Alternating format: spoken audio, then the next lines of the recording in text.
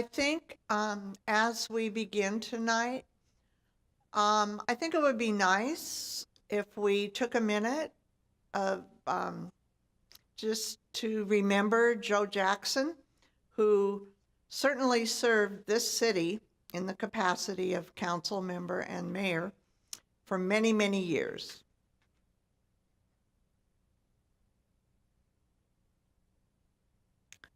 Thanks. Okay, we will begin. Good evening and welcome. My name is Kay Autumn, and I'm a member of the League of Women Voters of Benton and Franklin counties. There are two groups co-sponsoring this forum with us tonight, Consejo Latino and the Tri-Cities Latino Coalition. In presenting these candidate forums, it is the goal of the League and our partners to provide opportunities for the voters to become better informed about the people who are running for public office. The League and our co-sponsors do not support or oppose any candidates. Because we don't support or oppose candidates, we need to clarify that the board members of La Voz Hispanic newspaper, who chose to make their candidate endorsements public last week, they have also chosen to remove themselves from being considered as representatives of the Tri-Cities Latino Coalition for the purpose of this forum. This event is being live streamed on social media, specifically on the City of Pasco's Facebook page. It's being recorded to be replayed on Pasco City Television, channel 191, and will also be available for viewing on YouTube. Tonight, we'll be hearing from the candidates who are seeking positions on the Pasco School Board and the Pasco City Council. Unfortunately, in 2 of the 6 City Council races, only one of the 2 candidates will be participating tonight. It is our longstanding policy that when only one candidate is present, they may make a statement on their own behalf, but we do not proceed to the question and answer portion for that particular race. We encourage the audience to find other opportunities, perhaps even at the end after the forum, to ask those 2 candidates in those races who are here any questions they might have about where they stand on the issues. So now I'd like to introduce Mike Gonzalez, who's news anchor for PSC-TV and a member of the Tri-City Latino Coalition, who will be our moderator. Mike moderated some of our forums last year for the general election and for the primary election this past summer, and we're very grateful to have his help again. Mike.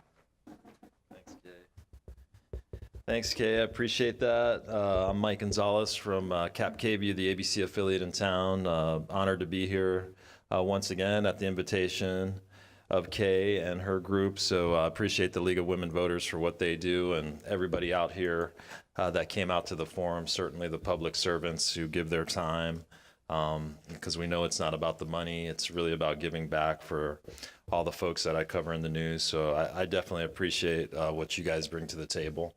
So thank you for having me once again. Like Kay mentioned, I'm going to just go over some of the rules in the format. Each candidate may make a 1.5-minute opening statement, and then we'll move on to the question-answer period with a 1.5-minute time limit on responses. All candidates in a particular race will answer the same exact question, alternating who goes first. We do have prepared questions, but we're also taking written questions from the audience. So put that on the card, and if you can make it as legible as possible. Sometimes I have to decipher those, and my handwriting, it can use some work, that's for sure. So if you write it, try to be as legible as possible so I can read it.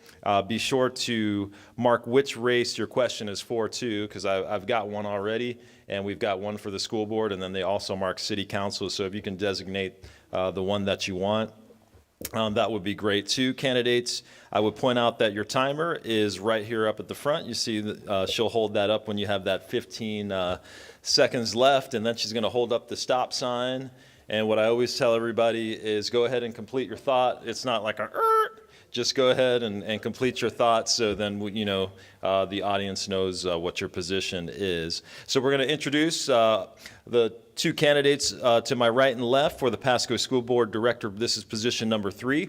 Steve Christensen to my right, Brian Griffith to my left. We're going to address them by the order that they filed. So, Mr. Christensen, we're going to start with you with your opening statement, sir. Well, good evening, and thank you, Mr. Gonzalez, and thank you, League of Women Voters, for hosting this event. My name is Steve Christensen. I am currently on the school board in my first term. 4 years ago, I filed to run because I wanted to give back, as Mr. Gonzalez has said. We've lived in this community now for 16 years. We've raised our 5 children here. At the time I first ran, we had 1 in school still, but he has since graduated. All of our kids have gone through the Pasco school system and graduates of Pasco High School. So I've been involved with youth most of my adult life. I've never been involved in the school district, but have been involved in church, youth groups, and scouting. And so this was an opportunity for me to get involved in a different perspective. And I can tell you it's been an interesting 4 years. I feel like I've gained a lot of perspective. I gained a lot of knowledge. I think as a board we've done some really good things, and I look forward to continuing to do more things to benefit our community. I think everybody in this group certainly would agree that education is key to the success of our students, of our society in general. And I think we've done some things that will help that, and look forward to continuing to move the ball forward. And thank you for coming. All right, thank you very much. Mr. Griffith. All right, good evening. My name is Brian Griffith. Thank you so much to the League of Women Voters and Mr. Gonzalez for putting this on. It's great to be back and sharing some of the opinions and views that I have. I am a 10-year resident of the Tri-Cities and also a 10-year resident of Pasco. I've chosen to make Pasco my home because I think it is one of the best communities to live in. I'm currently employed as the Assistant Vice President of Marketing at Gisa Credit Union. And in addition to marketing, it means that I'm also in charge of overseeing our credit union's financial education programs. We have relationships with 5 school districts and operate high school credit unions in 10 different high schools across Eastern Washington. And so I think that part of my career is most relevant to this position and has also been kind of the impetus for my decision to get involved. Also there, driving my decision to support education. I'm the son of 2 retired educators, both with English degrees, and they have taught me from the very beginning how important education is for young people, how it can be a transformative experience, and how it can provide the opportunity that young people need to lift themselves into their next level of success. So I think the opportunity to serve on the school board would allow me to give back to the community in that way and really create new possibilities for our young folks. All right, thanks so much. We're going to start with question number 1. Mr. Christensen, we'll start with you. Pasco voters are being asked in this election to support a $99.5 million bond proposal to construct and improve schools. The requested $69.5 million school bond proposed to voters this past February fell 3% short of the required 60% supermajority needed for approval. Are you in favor of this current bond proposal? Why or why not? So I am in favor of any bond proposal that moves, that helps us get more buildings. I think the challenge with this proposal, and we've discussed this at board meetings, I mean, it does give us a new middle school. It rebuilds the Stevens Middle School. It gives us 2 additional elementary schools. The challenge with this one is we have 6th grade right now that is in the elementary school. And one of the conditions that was put forward with this bond was that we move 6th grade back to the middle school. Well, the challenge now is that we're going to move 1,400 students at that time when we finally get a middle school built. We're going to move 1,400 students back, and we're going to add only 1 middle school of capacity, which is about 1,000. So we're still going to be crowded at our middle school level. I worry that. So a new middle school, additional buildings is a good thing. I worry that this bond doesn't go far enough. And there's a whole discussion we can have around bonds. The legislature's done some things, I think, that will make bonds very favorable for us in the future. We're not quite there, but I think we've got to support this bond because it gives us additional buildings. The challenge is it sets up some other challenges. All right, thank you very much, Mr. Griffith. The school bond is actually one of the issues that first piqued my interest in running in this race. I've spoken with voters who felt that because of some division amongst opinions on the school board, they couldn't support that previous bond, the bond that failed in February.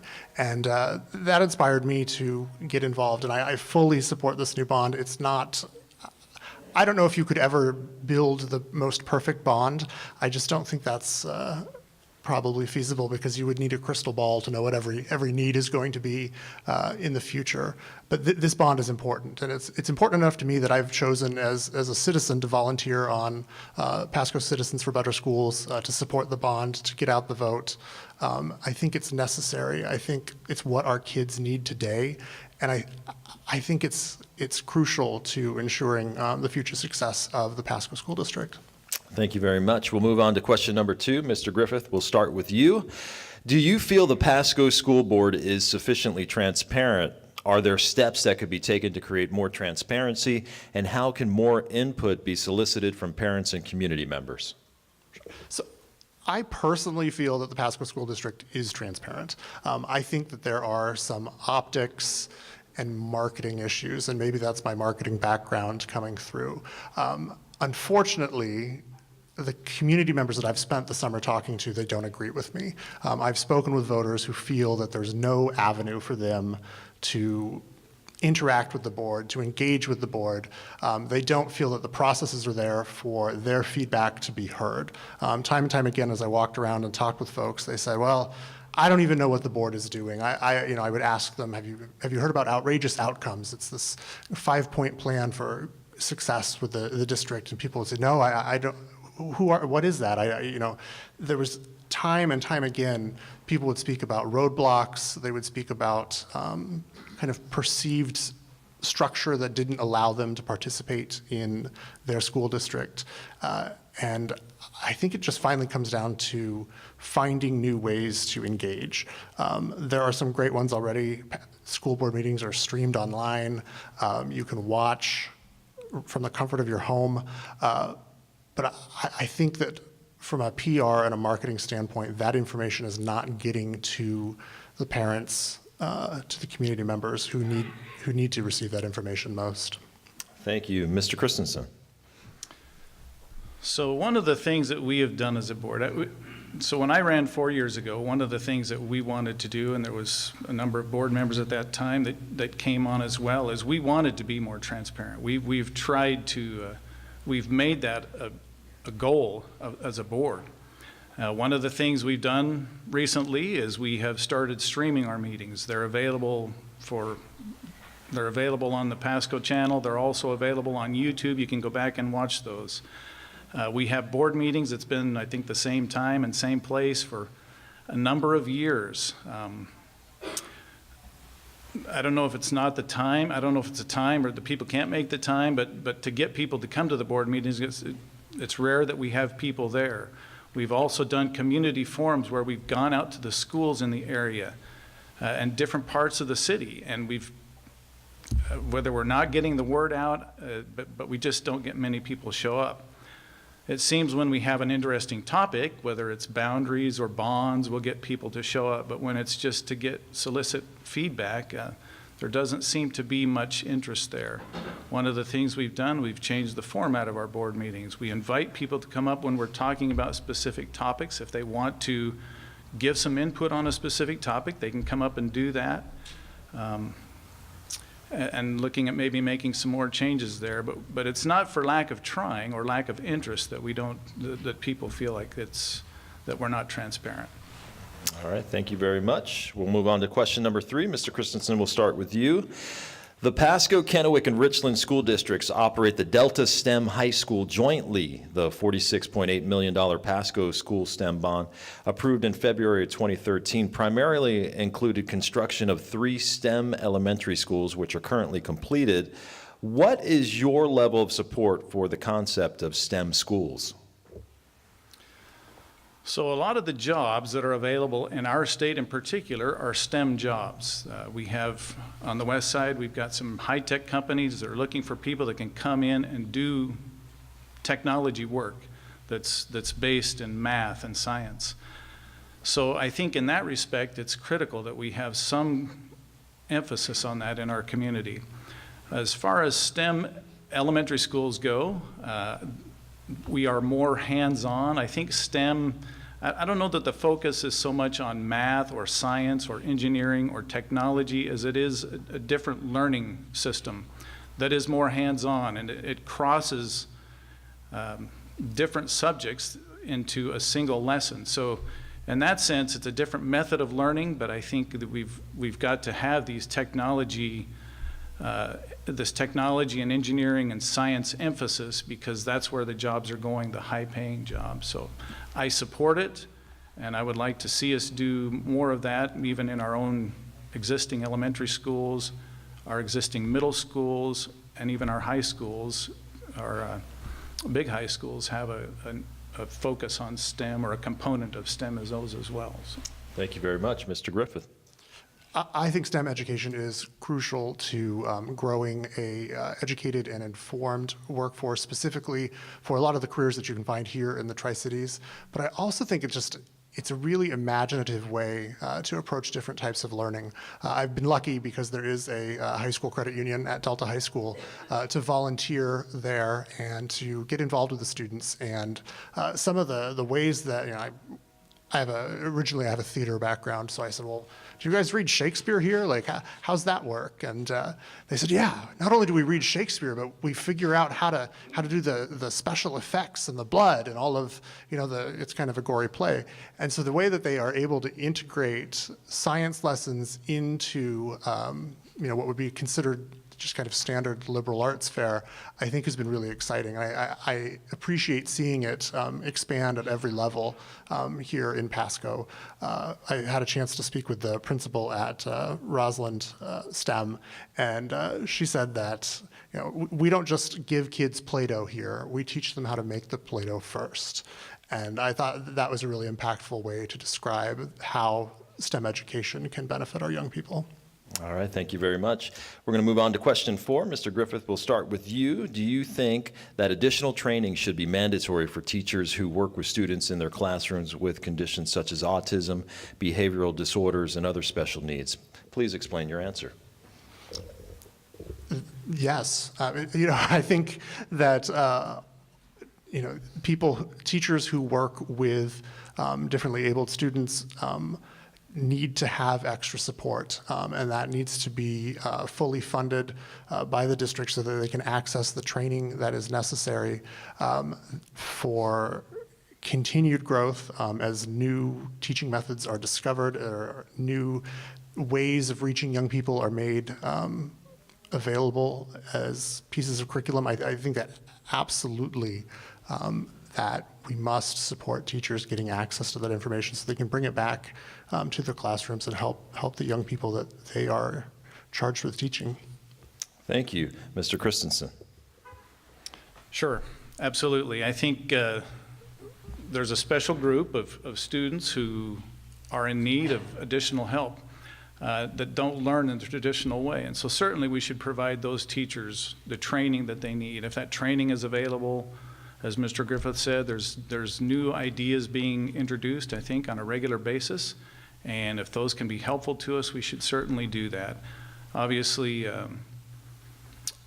we've got to be careful with that training does come with a cost, so we've got some financial responsibilities as well.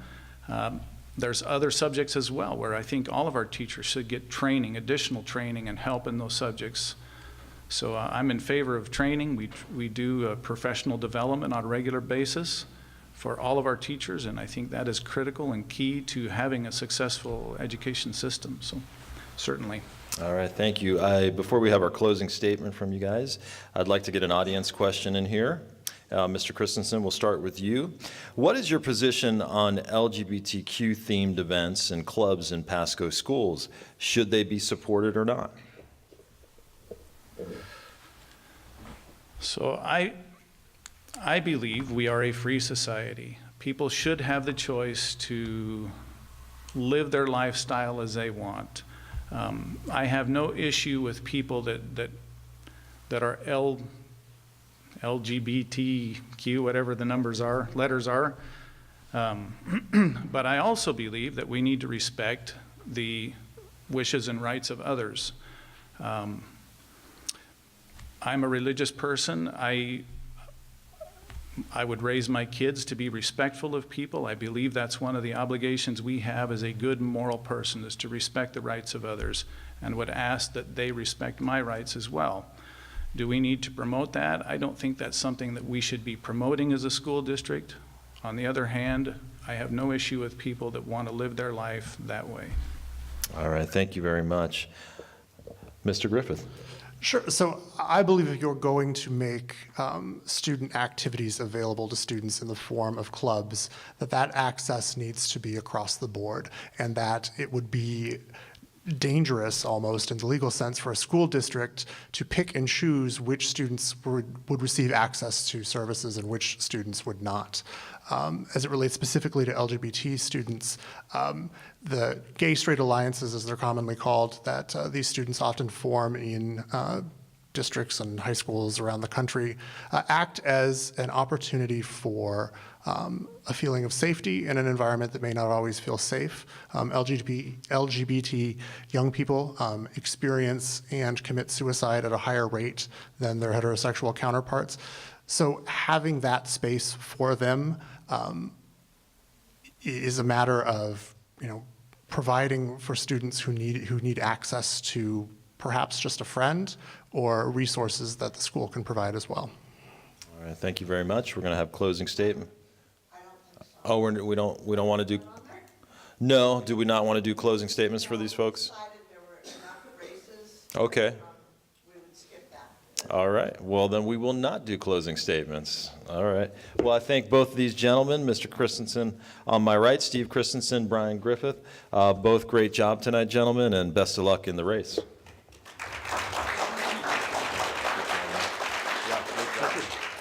All right, I'm going to go over the rules once again. We're going to be using the following format. Each candidate will get a 1.5-minute opening statement. We'll then move to a question and answer period with a 1.5-minute time limit on responses. All candidates in a particular race will answer the same exact questions, alternating who goes first. We have prepared questions, but we're also taking written questions from the audience. So if you have one for us, put them on that card, make them legible as possible, and they'll get them up to me, and we'll definitely get to those. Be sure you mark which race that you want to ask a question for. So if you specifically want it for position number 4, definitely designate that, or if you want it for a city council position. Candidates, I would point our timer out to you. She's got her 15-second sign. Then she also has her stop sign. But you do not have to stop in mid-sentence when she throws up that stop sign. So definitely complete your thoughts so we know what you want to say. And we'll get started. We're going to introduce our candidates for position number 4. And we've got Sherry Lankin to my right and Aaron Hall-Lewis to my left. And we're basically going to give opening statements in the position that they filed. So Ms. Lankin, you're first. Okay. My name is Sherry Lankin. I've been in the Tri-Cities, in Pasco actually, since 1973. I started working in the school district as a volunteer several years before I was appointed to the board in 2007. I volunteered in many different capacities and served on several committees and things like that before I was ever appointed to the board. My children went through the Pasco School District, and my grandchildren went through the Pasco School District. I now have 4 grandchildren that are in the elementary schools in the Pasco schools. I have served on and been reelected twice on the school board. And we've made great progress in the last 4 years, moving forward and changing lots of things, making lots of different exciting things, moving it forward and doing more things to make the things more accessible to the public, doing the open meetings that doing it on television so that people can address the things and address the board. Just great things, and I hope to be able to move it forward and make it more accessible. Thank you. No, I didn't mean to cut you off. Thank you so much. My name is Erin Hall Lewis. I have lived in the Tri-Cities since 2010. My husband graduated from Pasco High School and continues to bleed purple. My family is here. We have enjoyed this community very much. I currently have 5 children who are all grade level except for my youngest, who is 4 years old, who I'm sure is going to very much enjoy Pasco schools as well. As a parent, I am deeply involved in my children's education. My primary interest in the schools began because I wanted to see my children succeed. I made relationships with other parents who had similar interests and then moved that interest further to speaking with teachers, to becoming involved in the process that way. My deep interest in this community is that I would love to see it succeed to its full potential, and I would love very much for parents like myself who are deeply involved in their children's educational process, who may not know how to find the time to become good advocates for their children. I would like to see them get the help they need in order to become those advocates. I have served on committees in Pasco School District as well as bond and levy committees. I have been involved in PTO, volunteered at my children's schools, and seen many, many aspects of the school district. I would love to see for our district to become a place where parents are given that are empowered to do what they need to do, which is to become their children's advocates. And as their first teachers, I think they know their children best. All right, thank you very much. We'll move on to question number 1. Mrs. Lancon, we'll start with you. What is your philosophy on special education, and what are your thoughts on inclusion? I think that we need to have special education available for all students, and the inclusion so that they are included and have access to all of the availability that the other students have, so that they can be included in the play areas and be included in all of the students' activities, so that they can enjoy the things that the regular students enjoy. Besides having the ones that have the special needs, have those special needs met. Thank you. Mrs. Hall Lewis.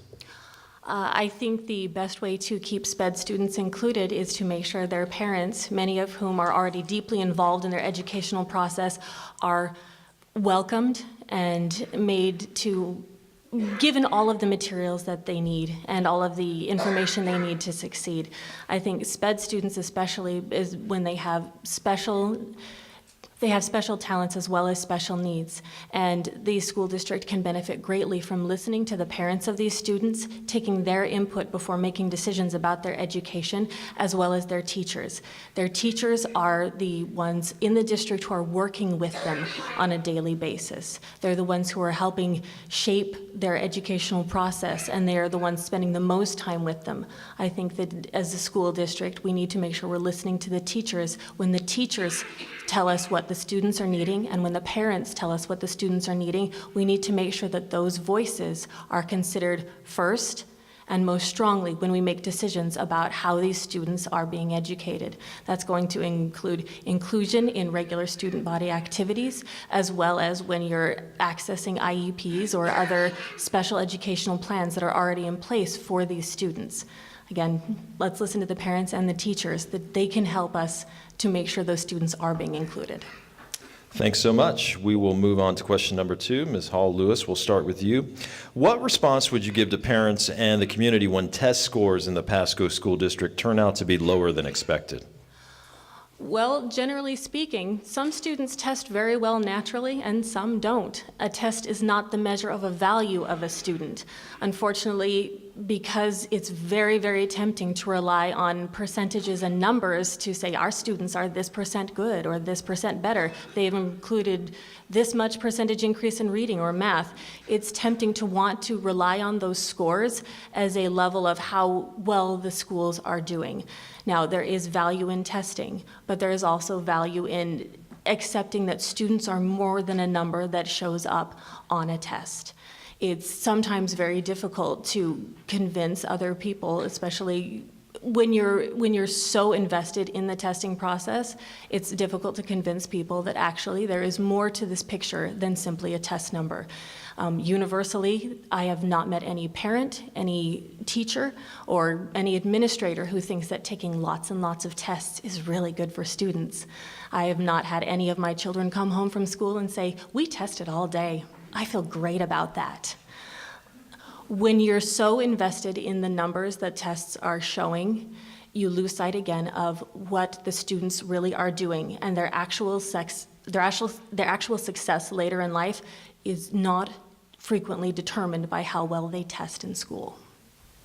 Thank you. Ms. Lankin. I actually agree that testing isn't all inclusive. It isn't everything.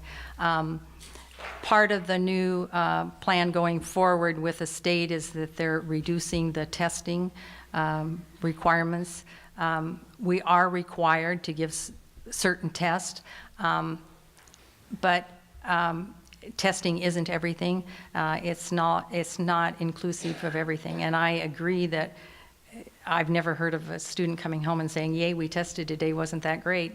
Part of the testing in Pasco is the students that don't speak English, and so we have testing in Pasco that is part in Spanish and part and English testing, and so we're not graded. The test scores aren't equal across the state. They don't give us credit for some of the Spanish speaking. We grade separately on that, so that has an influence on what our test scores are across the state. But we have to test, and certain testing that we have to give. But I agree that, we do the best that we can for our students, and I think that that testing isn't everything. Thank you very much. We'll move on to question number 3. Ms. Actually, I got that in the wrong position. Ms. Lincoln, we'll start with you. It's a long question, so listen closely. It's about a paragraph. So here we go. The student population in Pasco schools has increased from approximately 8,000 in the year 2000 to over 18,000 in 2017. Now, most of that growth has been in the K through 6 grade group. According to a recent article in the Herald, the population expanded by 3,031 students between 2007 and 2016. To help address this problem, the Community Builders Group recommended that 6th grade students be moved out of the elementary schools and back into middle schools. That final decision on this idea will be made by the Board of Directors at a future date. As a school board director, what would you say to this recommendation? The city of Pasco through the years kept saying, "Oh, it's gonna quit growing. It's gonna quit growing. It's gonna quit growing. We're not gonna expand." And every year, we've grown like 5%, 10%. Well, it was 500 kids this year and 500 kids the next year, 600 kids, 700 kids. Well, 500 kids is a whole elementary school. And when you look at the 1,000 homes that they just did the addition out on Road 68, they figure 2.5 children per home. So 1,000 homes and 2.5 children per home. That's a lot of kids. And as far as putting the 6th grade, the Pasco School District has always used a format of a community, like the community builders or a community town group to make a decision. So we've listened to the people. What do you think we should do? How do you think we should make a decision? So we do that as far as how do you think that we should do to build schools? What do you think we should do? How do you think we should do that? It isn't that the school board makes a decision, we're going to do this, build 2 new middle schools, or we use the community to make a decision. And as far as doing the 6th graders back, the community will decide how we think we should do it. In either way, it works. Thank you. Ms. Hall-Lewis. I agree with Ms. Lankin in that when you make a huge decision like this, moving 6th grade from elementary to middle or back, the community must be engaged. They must be engaged in a very meaningful way, and that would also include the teachers in the district. Now, you're not going to believe this, but when the teacher goes from elementary school to middle school or vice versa, it really impacts their workday. There's so much that the teachers can contribute to a process like this, and there's so much that families can contribute to a process like this. Pasco is growing. It doesn't look like it's going to stop growing anytime soon. I think that's a good thing. It's a really nice place to live. People know it and they want to come and live here. Whether or not you have students in an elementary school in 6th grade or middle school in 6th grade, the quality of their education is going to be determined largely by the interactions they have with their teachers and the environment they're finding themselves in day to day. Now, I've met lots of other parents who really don't like the idea of 6th graders being back in middle school. I've met plenty of parents who think that 6th grade and middle school is just fine. Now, as far as a decision being made about moving the 6th grade to or from, if the community is engaged in a meaningful way and their opinions are considered in a meaningful way, then whatever decision is made, the school district can implement it in a responsible way with a good plan, and it's going to work out fine. Any plan that's implemented well with a lot of community support is going to work out well. Thank you. Final question here, number 4. Ms. Hall-Lewis, we'll start with you. Are you in favor of the $99.5 million school bond being proposed on the November ballot? Why or why not? I would have to say, yes, I am. I was part of the community builders group that recommended this bond. Again, Pasco is growing. Pasco isn't showing any sign of slowing down. There is crowding at all levels. We did break 18,000 students this last year. The last enrollment report at the board meeting indicated we're over 18,000, and projections are continuing to grow. The students need space. They need places where they can learn, where they're not just a number. And when you're in an overcrowded building, it's really difficult to get individualized instruction and individualized support. Again, creating an advocacy pathway for all parents in the district is going to assist with this. But you can't teach students that are so overcrowded that they have 10 minutes for lunch at 10 o'clock in the morning. The students need these buildings. They need this space. And the community is going to benefit in the long run. Healthy public schools benefit communities. They increase property values. They lower crime rates. Having students who go through a public school system that addresses their needs and has them come out the other end as healthy members of society is a benefit to everyone in the community that they're living in. And it will continue to attract those adults back as adults to raise their families here. Thank you. Ms. Lankin. Yes, I supported the bond. I was hesitant for that large of a bond in Pasco. We have never done that large of a bond, but we need the space. We have 226 portable classrooms in Pasco, which is a lot of portable classrooms. We have the most of any in the Tri-Cities.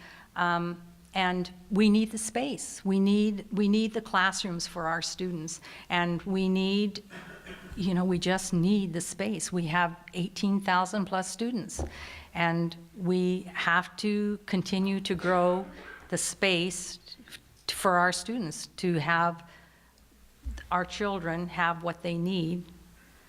And this community needs to support our education for our students, because all students need to have the education that they deserve. And we as a community need to support that. All right. Thank you guys both so much. Let's give a round of applause again for Sherry Lankin and Erin Hall-Lewis. Great job, gals. All right. Welcome back to our forum for the school board positions in Pasco. This is position number 5. Mike Gonzalez from KView. Thanks for tuning in. If you're streaming out there live on Facebook, we appreciate it. And for everybody in the crowd, I'm going to go over the rules once again so we're clear on those. Each candidate may make a 1.5-minute opening statement. We'll then move into a question and answer period with a 1.5 time limit on responses. All candidates in a particular race will answer the same exact question, alternating who goes first. We have prepared these questions, but we are also taking written questions from the audience. Cards were given out on your way in. If you need one, please raise your hand and somebody will come over to you. Be sure to mark which race that you want the question to be for. I've gotten a lot of city council questions, none for this particular race from the crowd, so you still got a chance if you want to get one up to me. Candidates, I would point out to our timer once again right here in the front row. She's going to hold up the sign when you have 15 seconds left to speak, and then you're going to see a stop sign. You do not need to stop in mid-sentence when she throws up that stop sign. Certainly complete your thought, but don't start another paragraph if you will. Okay, so I'm going to introduce the candidates for position number 5. To my right is Amy Phillips. To my left is Jeff Peterson. Each of you have a 1.5-minute opening statement. Ms. Phillips, we'll start with you. Hi, my name is Amy Phillips. I was born about 3 or 4 blocks from here at My Lady of Lourdes, and grew up on a farm in the Basin. And love this area. Have always loved this area. We moved away for a time, and my husband and I moved back to raise. And I qualify our family as right now we have 7 children. We are foster parents, and we have 5 children of our own. We've adopted a child, and currently we have custody of my niece. And currently no foster children, but we have had an extra most of our married life in our home. I am an advocate for youth, have been from day one. At the age of 4, I wanted to become a teacher, and I never wavered from that dream and graduated from mathematics education. I currently substitute teach, can't do it in Pasco School District because because it's kind of a conflict of interest for me to be on the board and substitute teach within the district, but I do it in another district, and I love kids, and I'm passionate about education, have been for my whole entire life. I was asked about 4 years ago to run by a group of parents that were worried about some things. The last 4 years has been wonderful. It has been tough, it's been hard, and it has been an immense amount of time. But we have accomplished more than I ever dreamed that we could, from reducing testing to, oh, I better stop then. Anyway, hopefully I can talk a little bit more to that, but it has been a privilege to serve, and thank you, League of Women Voters, for providing this opportunity. Thank you very much. Mr. Peterson. All right. Thank you for having me again tonight. This is fun to be here. Jeff Peterson, as most of you know. I've been in the Tri-Cities about 10 years. I grew up on the west side over in the Portland, Vancouver area, and then I've traveled around the country a little bit, partly with the Air Force, which I was a member of for about 6 years, back east and some other places, and then came back here with my family when the recession hit, because this is where the jobs were. So we enjoy this area, love it. We have 3 kids currently in the Pasco School District. I have a total of 5 kids. And it's really important to me that we take care of our kids, because our children are our future, and they're the future leaders, they're the future everything to us. So we have the duty to them to not only use our resources, but to give them the resources they need to be successful. If we're not willing to do that, then we're doing them a great service, as well as ourselves, because they're probably going to be our leaders as well in our twilight years. So it's important for us as a future of our community to be involved with our students, as well as to give them the resources that they need to be successful. Love kids. I've worked with them, as Steve Christensen talked about. I've worked with my kids and other kids in the school district, as well as church groups and various other organizations for many, many years. Lots of ability to do that. And so I'm really excited for the opportunity to be on the school board. Thank you. Thank you very much. Okay, we'll start with question number 1. Ms. Phillips, we'll start with you. As a school board director, where do you or will you turn for information in order to make decisions that are best for all Pasco students, keeping in mind that each individual is unique? Well, I've had lots of experience with this. That's a really loaded question, though, because there's so many different avenues that you need to address when you're looking for information to make really educated decisions. It's really important that you research a topic, that you understand the different ramifications. That can happen through educational journals. It can also happen through our principals and our teachers, through surveys in the district. It can happen through surveys with our kids. It depends on the problem. It depends on the question that has been issued. It is important that we take the time to research and to make decisions that are very specific to this community as well. What works for Pasco might not necessarily work for, the kids in Bellevue. It's very important that we treat our children with their unique needs and their unique abilities with respect, and take that into account when we are making decisions that affect their learning. And because my number one priority is making sure every single child reaches their potential. And in order to do that, everything has to be seen, the budget, decisions, curriculum, they have to be seen through an educational lens and through a lens of what is best for the kids and what can propel their achievement and their success forward. And that needs to happen in a variety of ways. Thank you. Mr. Peterson. That's an excellent question. As a school district, there's a lot of moving parts. It's a big organization. We're 18,000 plus students, about 3,000 teachers, administrators, and so on and so forth. So there's a lot of moving parts within that organization. And one of the things that I've seen over the last 10 years moving around the country, I also have multiple graduate degrees that have involved a lot of research. So the first thing you need to do is find out what the requirements are. Okay, we always have to live to the requirements. Usually those are told to us. The next stop is the parents in the community. They are the children's most knowledgeable base for what is best for them. And that's what I would like to see more of as a school board, is partnering with the community, partnering with the parents to make sure that their ideas for their students are met. As a board, we need to come together and act as a board. Once the decision's made, we need to support that decision. But first of all, we need to get the ideas out there.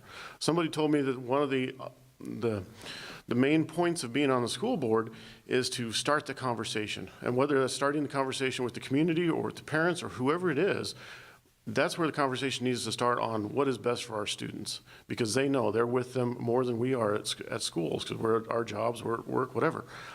They're the ones that are there. And so they have that ability to tell us what direction they would like to see. The sum total of our community is the priorities of the individual families. And that builds on our community. And our schools should reflect what our community has. Thank you very much. We'll move on to question number 2. Mr. Peterson, we'll start with you. If you are in favor of the $99.5 million proposed school bond, how can you go about convincing the voting population in Pasco to not only vote for it, but to just plain get out and vote in order to reach that required 60% supermajority? If you are against this bond proposal, please tell us why. It's a popular question tonight. I am definitely in support of the bond. It is a large bond, however, we need it. In fact, we need more than that, but that's what we can get right now. Look around, all the houses that are being built, the new divisions that's going down by Chihuahua, that's another 1,000 homes. What are we going to do with all these students? So we need to have the place for them. There's different ideas that we can use going forward, but one, we have to get the community behind it. How do you get somebody to come out to vote? That's a good question. If anybody can answer that, that's the way to go. The biggest thing we can do is tell them the benefits of it. Okay, we know that it's 2 new elementary schools, it's rebuilding Stevens, it's a new middle school. However, what is the benefit that you as a community member are going to gain by passing that bond? A lot of it is we have increased property values. Okay, we attract new businesses, we attract different things to this area because having a solid base for a school is attractive to people coming into communities. And that's what we need in order to sustain this population growth. We also need it to our students. As I mentioned before, I'd love to see us partner with the community more in giving the students the resources that they need to be successful. And part of that is getting them to come out to vote, is promoting the benefits to the households, to the parents especially, as well as the rest of the community of what they're going to get out of this bond. It's not just new schools for the students. There's a whole lot more at stake than just those schools for the students. Thank you. Ms. Phillips. Well, I was out putting up signs today for this bond. I serve on the committee to help promote this bond. It's important. It's really important that the community understand too, though it is the biggest bond that Pasco has ever asked the community for. It is not the biggest tax we've asked them for, because the community is growing so large. The tax that this bond, the taxes that we are increase that we're asking for this bond is actually less than the new high school bond that was passed back in, I don't remember what year. Anyway, before 2010. So I think it's really important to get that message out. Another message is really important for people to understand is that our taxes here in Pasco are going down significantly. My property taxes will be reduced by almost a fifth. Because of the changes that have happened and that Pasco School District has encouraged to help happen, because we live in a district that is higher in poverty and that is overtaxed, quite frankly. The state has realized finally, through a lot of pressure, through a lot of different places, that we need to tax this area less. And our taxes are falling dramatically, and I really think that part of that is so that we can fund some of these bonds and our schools that won't even come close to the tax break, so that we can better help our students and help them get the education they need, because we are so overcrowded in every school. Thank you. We'll move on to question number 3, and we're going to take this from the audience. It kind of talks a little bit about the bond measure as well. How will recent changes in state levy equalization rules and laws, I should say, affect Pasco's need for a new bond? And that's how it was phrased. How will recent changes in state levy equalization rules and laws affect Pasco's need for that new bond? I guess that you could probably phrase it that way. Would that make more sense? I guess you would have to know what the new laws were. If that person can maybe expound on the changes in the laws that were put into place. You know what? I can expound on the laws that were put into place. Currently, the new levy equalization law that has been passed will cap our levy at $1.50 per thousand. Currently, I believe we are at $4.50 per thousand, and that will take effect into the next year, in the next year and a half. It's basically what I already spoke to. We are overtaxed in this area. Because we don't have a big business base, we simply don't have the tax base that helps to fund anything close to like Seattle, that helps to fund our schools. And so we rely so much more on each individual family in order to do that. And quite frankly, it's not right. Businesses around, it should be more equalized around the states. So businesses aren't just helping Amazon is all over the place. Of course, it would be nice if some of the taxes could go throughout the state so everyone can use them. So that's kind of what the tax equalization law is. I'm ending a little bit with some of the things. I already talked to this point. I want to tell a little bit more about what we've done in Pasco, because we're there. Reduced test sizes. We have a brand new evaluation for the superintendent. We have made incredible progress in our technology, and we now have 1-to-1 computers for kids, and will have by January for kids ages 3rd grade to 12th grade. And that helps with the brand new curriculum that we have that is mostly online.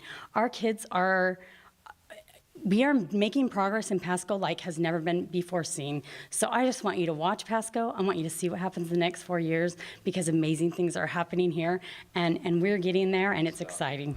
All right, thank you very much. Mr. Peterson. All right, this has to do with the McCleary laws that were passed a few months ago that has been going through the legislature for, I don't know, a couple of years at least. As I understand it, how's the taxes going to change? Okay. As Amy mentioned, the taxes will be going down. Temper that a little bit with they're going to probably assess your property a little higher. But there is a cap on $1.50 per $1,000 assessed. Bases our current levy, which is like $4.59. I was just looking at it earlier today. And So there's a significant reduction, okay? That said, where does that money go? Okay, what are we going to do with that? One of the things that it does allow us, and one of the things that was discussed during the bond proposals, was possibly pushing through a bigger bond or allowing this bigger bond, the 99.5, to go through because there is a reduction of the amount that a person is going to be paying on their property in the coming years. It takes about a year to go into effect. So there is that benefit. One of the other benefits is the way that it's spent within the districts. A lot of you, and myself included, I have 2 special needs kids, and one of the things that it does is it increases the funding or the percentage of funding for the schools that allows that to go through. So that right there is a huge benefit for those of us in the community that have high cap children, have special needs children, autism children, all of those different programs. It increases the funding level for those because they're equalizing the levy. It's no longer going to be a maintenance and operation levy, it'll be an enrichment levy. Thank you very much. We'll move on to question number 4. Mr. Peterson, we'll start with you. Superintendent Whitney has proposed a goal of having 100% of students participate in extracurricular activities. Do you support this? And if so, how do you plan on ensuring this happens for all students? If you don't, tell us why. Okay. That's a tough question. How do you get 100% of anything to be successful? And that's the problem I have with the whole program. What I'd like to see is more of a step goal of, we'd like to increase this by such and such percentage. That I see as a realistic goal. Saying that we're going to have 100% of something do this is unattainable. No matter what you do, there will always be the students that cannot do it for whatever reason. I have kids have absolutely no interest in extracurricular activities. Am I going to force it on them? No, because they don't need it, okay? Extracurricular activities are great for some students, but not for everybody. So stating a goal like that, in my mind, is unattainable. A much better goal is to increase the participation. That said, how do you do that? Well, it's easy. You make smaller steps. Okay, this is what we're going to do to increase by, say, 20%. Based on last year's numbers or based on 5 years ago numbers, whatever those are. That's a much more realistic idea than saying that we're going to have 100% all the time, because that is unattainable. You won't be able to achieve it. So automatically, by setting that goal, you've failed. Whereas you can set a more realistic goal that has much more productive base. That's the way I worked, and I've been in business for many, many years. That's the way the business world works. We don't try to say we're going to do 100% of this because it's not attainable. We need to have attainable goals because those are meaningful. Putting out a 100% number is not meaningful, at least to myself, because it is unattainable. And we need to have attainable goals. Thank you. All right, thank you. Ms. Phillips. Oh, I could talk for 20 minutes on this. The outrageous outcomes are one of the great successes that has happened in the Pasco School District. There are five very specific goals that we are currently teaching the district about, and they're 5 very valuable things, like all of our 3rd graders will be on reading level, our 9th graders will all pass algebra, and one of the things is that all kids will be able to participate in extracurricular activities. What's really neat is Superintendent Reichdahl, the superintendent for SBA, came out and for the whole state of Washington, and came and announced in one of our schools the goals for the state of Washington. What's really interesting is 3 of those goals married perfectly with 3 of our outrageous outcomes. Those goals are very research-based, and they are goals that the community doesn't know about yet. We are in the process of selling it. We're in the process of getting posters out. There's stuff on our website about it. It is amazing. It's what's going to really help propel our kids forward, and help them learn, and help teachers all know exactly. We've had a strategic plan for years, but half the time the teachers don't even know about it. The teachers have seen videos on this. They're getting trained on it, and having kids in extracurricular activities doesn't necessarily mean they have to be going and playing football or whatever. We have defined that at the elementary grade levels to have a parent in the classroom, and we're defining that as extracurricular. So it will look different at each and every one of the schools, and we have found that kids and parents that are involved in schools make for successful students. So if you look at the definitions of that, you'll understand why it's so important to have all of our kids and their parents involved in schools. Thank you. We'll have our final question, and Ms. Phillips, we'll start with you. And it's a question that we've already asked, actually. Do you feel the Pasco School Board is sufficiently transparent? Are there steps that could be taken to create more transparency? And how can more input be solicited from parents and the community? Is a government organization ever transparent enough? I don't know. Have we made great progress toward being more transparent? Absolutely, we have, and being more communicative with the school district. That's one of the reasons I'm on. You can email the board. We have forums out there that you can contact the board with. And part of that helps with our transparency as we educate the public. There's lots of ways that families can get involved. There are a number of different things that we ask from the community every year for parents to serve on. It's actually difficult for us to get enough parents to serve on different committees so that we can get a really well-rounded view. Data, I believe, still has a ways to go to be as transparent as it needs to. It's something we're working on. The superintendent's well aware that the board wants our school data to be more transparent. I think it needs to be easier to get to the budget information and our budget process and how we take budget into account with student achievement and how we view the budget through the lens of student achievement. All of that, I think, can be more accessible on our website. Our website just recently underwent a new design because it wasn't good enough. It's getting better, and it can improve a little bit more. So I really believe that, yes, we're much more transparent than we were 4 years ago when I started, and I think we can still make more progress in that area. Thank you. Mr. Peterson. All right, this is an interesting question. I agree. Working for the government and military, working out on site, there's a lot of different things that you can say about government transparency. And is there ever enough? Who knows? It means something different to every person. What we can do is one of the things, and this kind of drove me to being on the school board, is getting involved. The website, overly complicated to get around. It has gotten better. However, there's still a lot of things that need to be improved. Getting the community involvement, the previous question about how do we get people to come out and vote? Well, it's the same problem, is we need to get people excited about the schools. We need to give them some reason to be excited. We get parents excited about their children's education and what the school district has to offer, they will become involved. And that is how we get the transparency. I was at the board meeting last night. At the end of the meeting, there was, I don't know, probably 20, 25 people left in the room. But yet when I got to the board meeting, it was packed. And so we need to have people stay throughout the board meeting.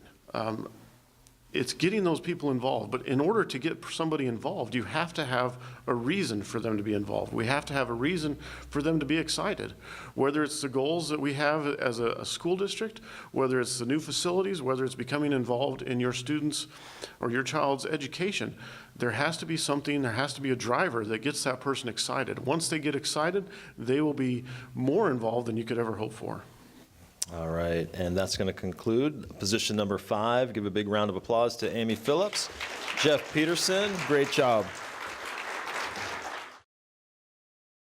All right, everybody, welcome back to this Pasco City Forum. Great job by the school board candidates. We're going to move to the city council portion. I'm Mike Gonzalez from Cap KVU ABC. I'm the news director and evening news anchor out there, so thanks to the League of Women Voters for having me. And everybody out there watching, streaming on Facebook, and the folks here, we appreciate everybody in this room for their public service, because really that's what it's all about, is giving back to the community. Certainly no one does it for the money up here. It's all really about giving back. So we're going to turn now to candidates running for Pasco City Council. Let's begin by introducing the candidate running for City of Pasco Council District 1. In this case, there's only one candidate in this race. It's Blanche Barajas, who's here to my right, on my far right. You may have seen articles or even our newscasts explaining that Ms. Barajas' opponent has not been in touch with election officials since filing. She's actually apparently moved to Yakima. We also did not get a response for her invitation to this forum. So while there will still be 2 names listed on the ballot, Ms. Barajas, who is here tonight, will make a statement about her candidacy. So Ms. Barajas, you have 3 minutes to make your statement. Thank you. Thank you to the League of Women Voters for allowing me to be here tonight. So 3 minutes, wow. My story is simple. I'm not a politician. I'm a Pasco resident for the last 12 years. I decided to move to Pasco and make Pasco my home to raise my children. I have 2 teenagers. Like many Pasco residents, I'm tired of seeing the broad disparities and the overall lack of services for certain populations and areas in the town. Working in the community, working through the health, with the healthcare, I've seen a lot of disparities, and I'm altogether discouraged by the misrepresentation many of these communities are receiving, and it's time to fix that. I believe that direct action has the power to affect real measurable change, and I want to be the voice for the people of Pasco and the voice that people need. I know a great deal about the community of Pasco since I've been working within the community as doing outreach. I have lived here, like I said, for 12 years. I've made it my life's ambition to not be a statistic. I used to check every statistic. I used to check every statistic box, checkbox when filling out applications. And so I pushed myself hard to not be a number. And so I've set the bar high, not only for myself, but for the people that I serve, for the people that I work with. And so in hopes to represent properly, I want to be that voice, and I want to represent the people. I have been involved in various organizations. I've volunteered. I have volunteered with the Pasco Downtown Development Association, and I've worked as a volunteer for the school system, for other faith-based organizations, and again, seeing the disparities of the children and seeing what they go through, I've decided to be the voice. As mentioned, I'm not a politician, but I do understand the political structure, and it is my objective to become a bridge between this structure and the people of Pasco, and to assure the needs are getting met and the progress is being made. Thank you. Unfortunately, I cannot answer questions now, but I do invite you and encourage you to reach out to my Facebook page. I do have literature in the back. My contact information is in the back. Again, if you're more than welcome to stay afterwards and ask me questions, or reach out to me through my contact information found in the back. Thank you again. All right, thank you, Blanche Barajas. Give her a big round of applause.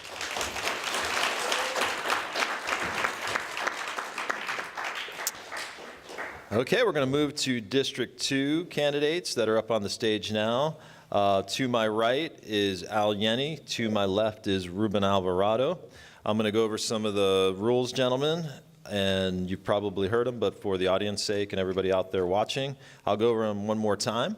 Each candidate may make a 1.5-minute opening statement. We'll then move to the question and answer period with a 1.5-minute time limit. All candidates in a particular race are going to answer the same exact questions. We'll alternate who goes first. We've prepared those questions, but we're also taking questions from the audience, and we've got quite a few for the city council races. So if you've got some more, please feel free to send them up. Make sure if you want a specific race to let us know.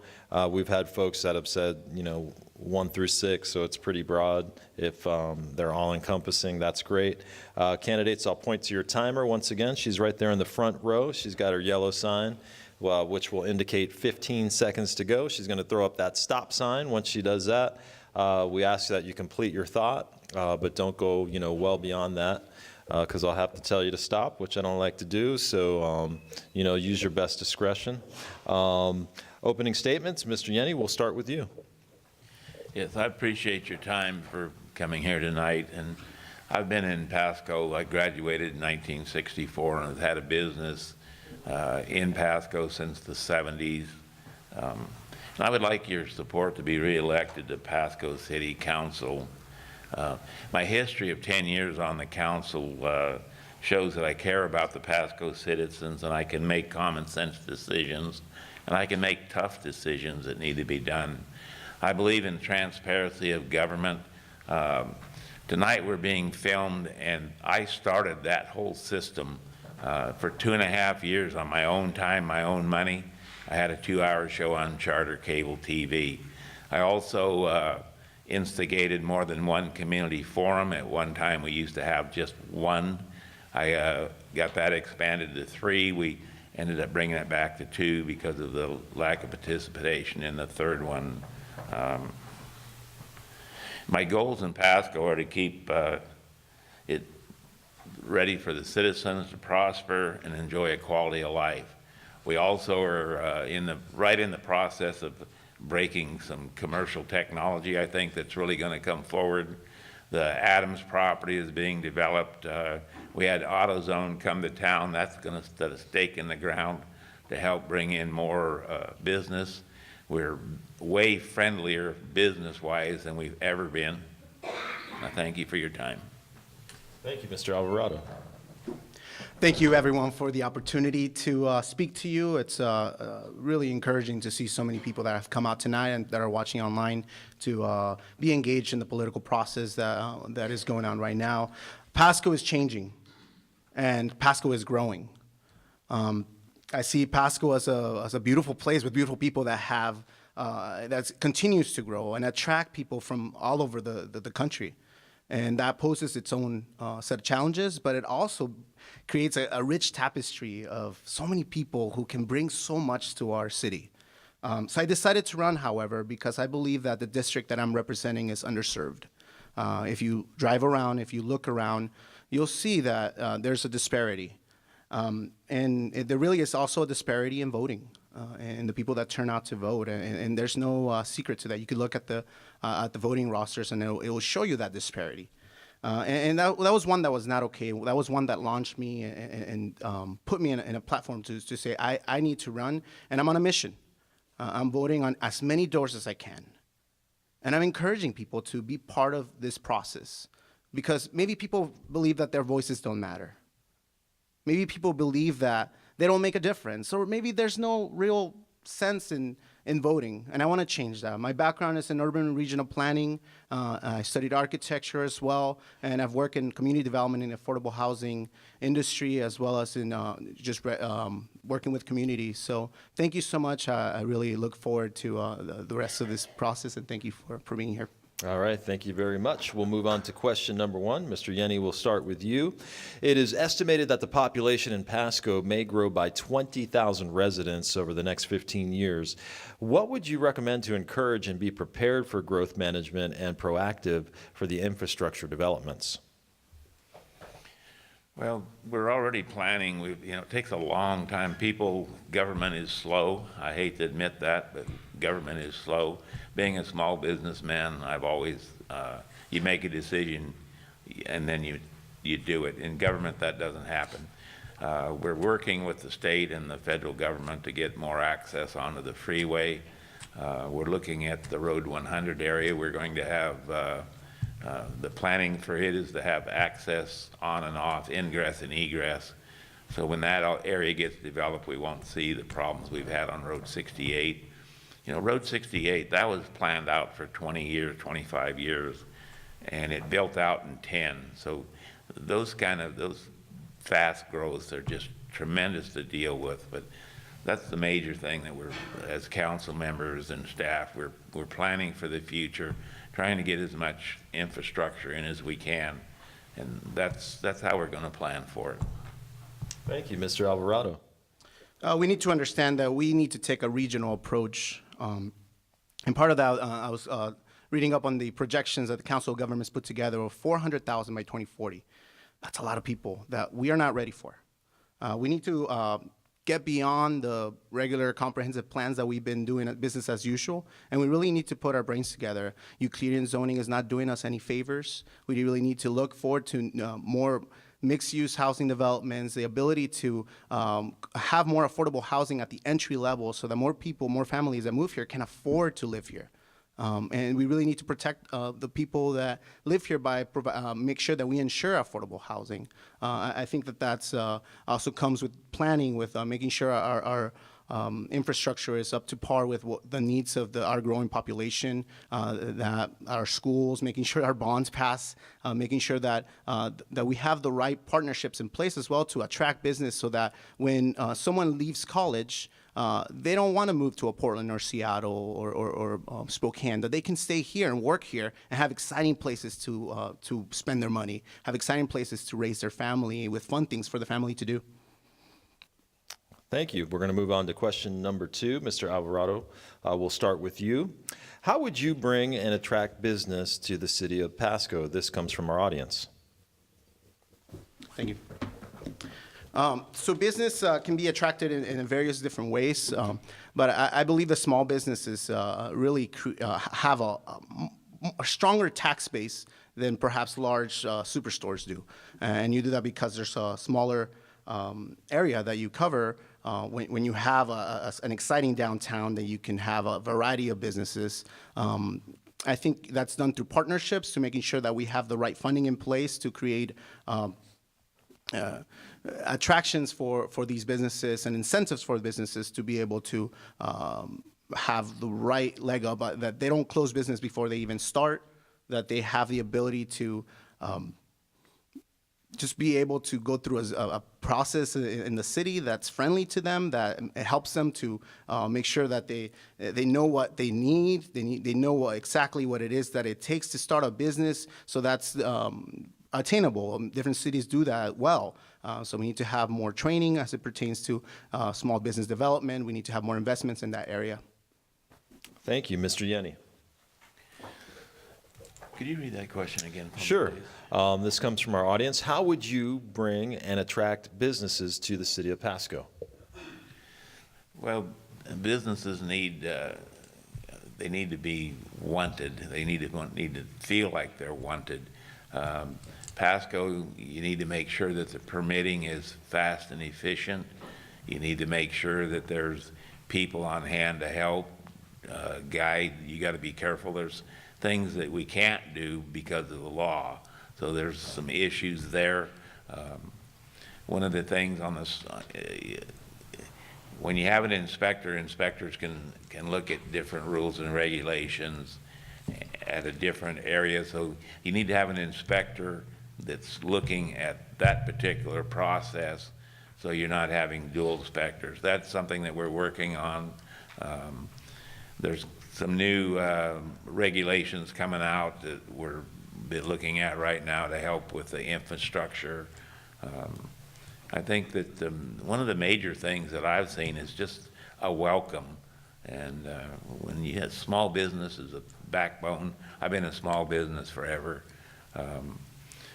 Years ago, I've been on the east side most of my life. We were over there, and that's when we weren't even wanted.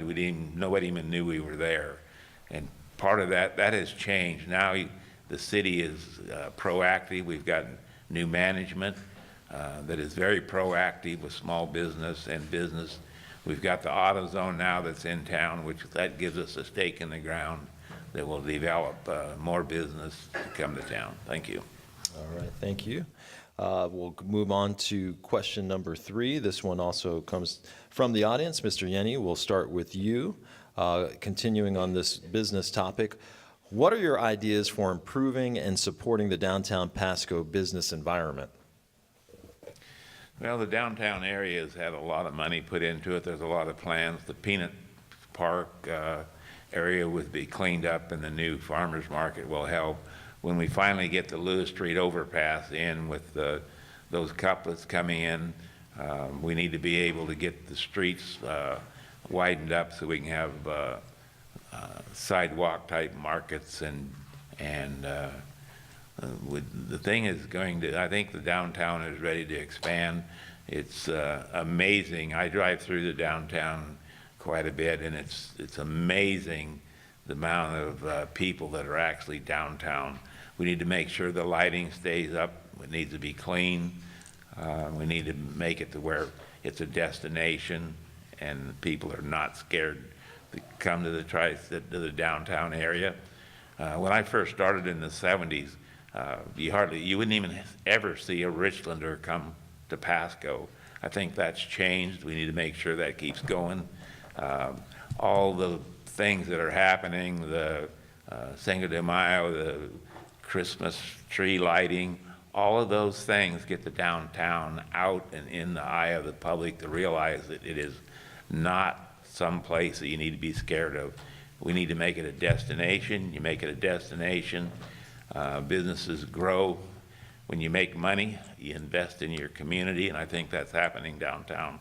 I've noticed that the businesses seem like the storefronts are staying the same instead of changing. All right, thank you. Mr. Alvarado. Great, thank you. I think our downtown could be one of the most exciting places in the whole Tri-Cities.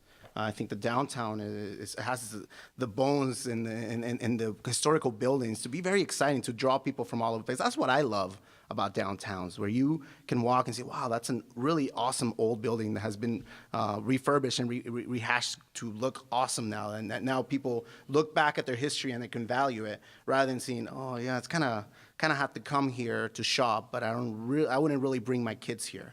And as I walk around and knock on people's doors, that's some of the responses I'm getting. People are saying, I don't really find going to downtown too exciting. And I think that needs to change. We have a very walkable downtown that can be even more so. There's some challenges that we have, and I think part of that has to do with transiency. That part of that has to do with making sure that we have the adequate housing for people and programs to help people with who are struggling with homelessness, drug addiction, mental illness. I think those things are very important, and we need to put those in place, or else we're not really going to be able to see a downtown thrive. I think on top of that, I think we need better zoning enforcement and uniformity as far as the look of the downtown. I think that we need to encourage more events that the Downtown Development Association has put together. Those are incredible. I think one of the my most memorable memories that I had is when they brought this lady up on stage who she was a lady just, and everyone sang happy birthday for her. Those are the kind of things I want to see. Thank you. We're going to move on to our final question. Question number 4, Mr. Alvarado. We'll start with you. We all know Pasco is an extremely diverse community. What can you do as a city council member to unite Pasco rather than have divisions along racial and ethnic lines? I was door knocking a few days ago, and I saw a situation where one neighbor was very upset about his neighbor's dog, and another neighbor was very upset about the way that this other neighbor was talking to him. They've been fighting for about a year over this. And I thought to myself, how hard is it to walk 10 feet and talk this thing out? How hard is that? For some people, that's the most difficult thing in the world.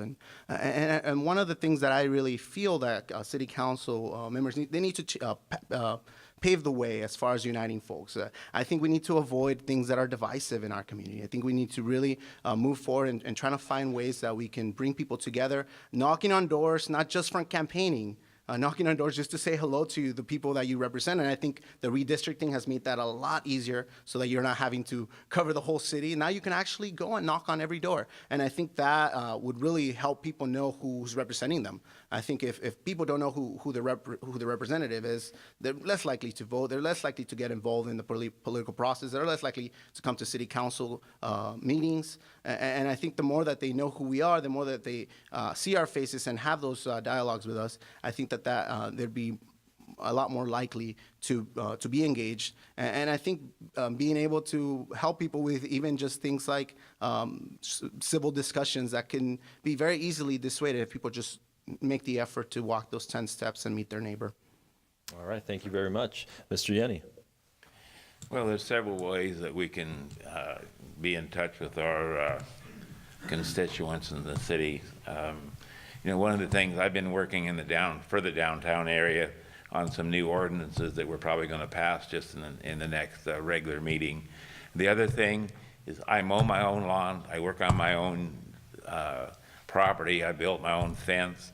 People in my district see that I work out in the deal. I get up and go to work in the morning. I come back.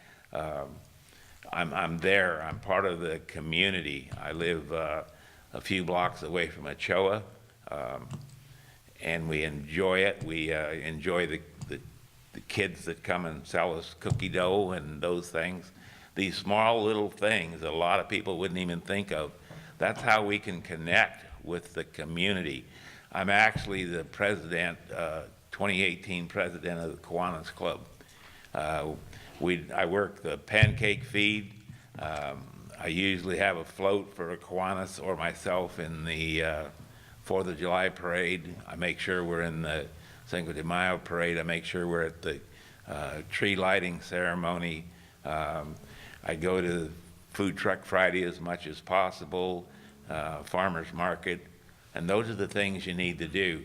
I'm not very fancy, but I fit the community, so that's how I come about making sure that I am connected to the community. Thank you. All right, thank you very much. That's going to conclude this district. Gentlemen, thank you so much. Al Yenny, Ruben Alvarado, thank you guys. All right, we're going to go ahead and get started. This is District 3 for the Pasco City Council race. Thanks for hanging in there. If you're watching us streaming live on Facebook, I'm Mike Gonzalez from Cap KVU ABC, so thanks for letting me be the moderator.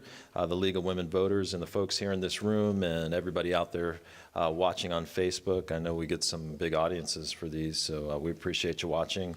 And certainly the candidates who are giving their public service for such a good cause, because like I say, they're not doing it for the money, they're certainly doing it for an opportunity to give back to the community. All right, the two gentlemen that we have up here are Saul Martinez to my right, Rick Rios to my left. I'm going to go over the rules, gentlemen, as I have with everyone, so bear with me if you've heard these before. Everybody in the room has, so here we go one more time. Okay, each candidate is going to make a 1.5-minute opening statement. We will then move to a question and answer period with a 1.5-minute time limit on those responses. All candidates in a particular race will answer the same exact questions, alternating who goes first. We do have prepared questions, but we're also taking written questions from the audience. Cards were given out on your way in. If you need one, please raise your hand. Be sure to mark which race in particular you would like, and please ask questions to all candidates that they'd be able to answer. Nothing of a personal nature, nothing nasty. I mean, you guys know the deal.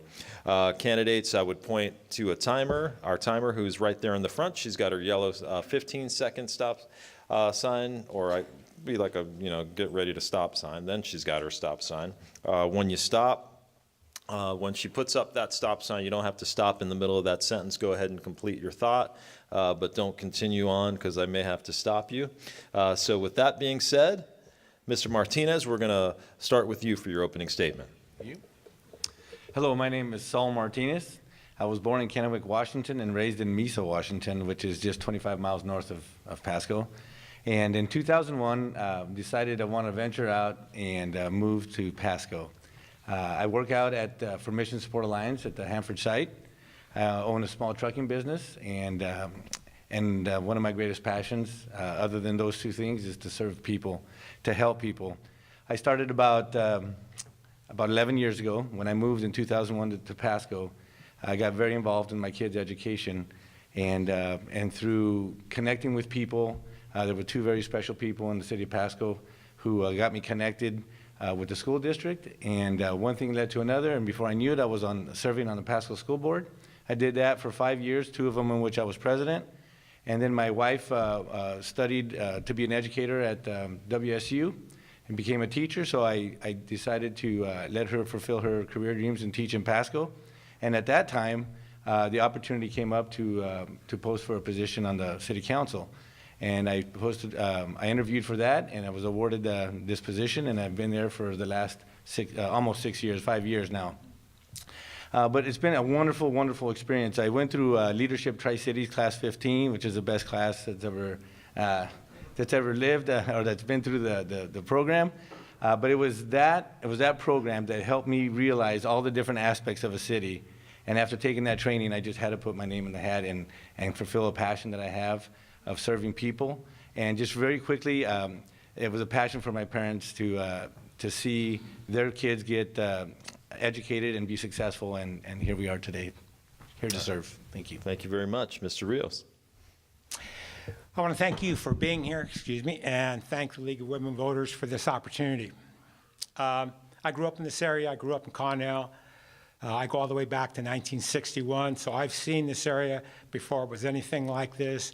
I've seen things that have never changed. I've seen things that have changed. The reason I decided to run is because I came back here almost 8 years ago and saw that what I had seen 50 years ago remained exactly the same. The city has grown, the city has changed in terms of the population makeup, but the culture of the city remained the same that it was 50 years ago, and that's what motivated me, because I saw a lack of leadership in this city. And this morning I was looking at a statement that Steve Lee, who's running for city council in Kennewick, came out and said as to why he was spending $85,000 on a $12,000 job. And he said it's because incumbents always have the advantage because they can point to things and say, look at all the things we've built. Look how the city has grown. We're responsible for that. My point has always been, if you're going to take responsibility for, or if you're going to accept the credit for the good things, then accept the responsibility for the bad things also. The bad thing in this city is the lack of leadership. I can only compare myself with the things that both Mr. Martinez and I have had the opportunity to do, but I can guarantee you one thing. I have showed up at every event that he has not been to because I represent the city. All right, thank you very much. We'll start with Mr. Martinez on question number 1. What does the term economic development mean to you? And in your opinion, how important is economic development to the city of Pasco's future? Thank you. Economic development is very critical to a city, and it's all about balance. One of the things that I wanted to work on when I came onto the council was to build our tax base, our commercial tax base.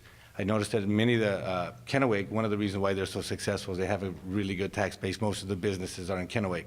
So I wanted to work with the city to see how we can encourage more commercial growth and economic development. You know, in order for people to come here, in order for businesses to come here, you have to collaborate with all the other agencies, because schools, for example, are very, very important when a big business wants to come into Pasco. If you don't have a good school system, big businesses are not going to come into your town. There's a lot of different things that big businesses take a look at and survey before they decide to move into a city. I think Pasco's on the right track and growing in a direction where these businesses is becoming more attractive more and more to them. Collaborating with all the other agencies will help your economic development in the city. It is vital. And that's why I think that during the time that I've been on the board, along with the other council members, we've made decisions that I think have improved Pasco to be more attractive to big businesses. There's a lot of great opportunities here. We have the resources here that are incredible. All we have to do is just find a way to take advantage of them and have them and advertise them so that they can be more attractive to big businesses so we can help our commercial tax base. Thank you very much. Mr. Rios. Economic development to me is not a matter of buildings and big wide streets and fences along houses. Economic development to me is about enabling the people to have the confidence in the city to say, I want to start a business. To have outside economic forces look at the city and say, that city is so united that that is the type of community we want to come into.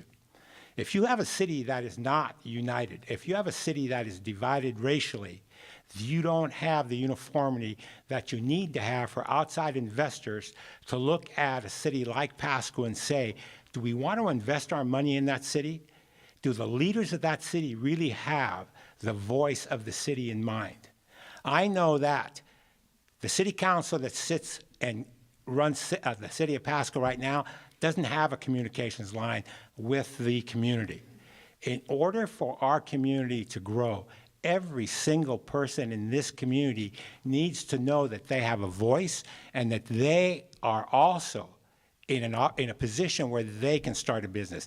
It isn't just about big box stores and fast food restaurants. The vast majority of people who are employed in this country are employed by small businesses.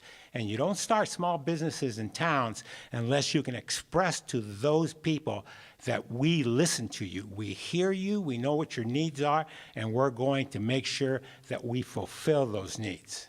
It is about the people. It's not about stores.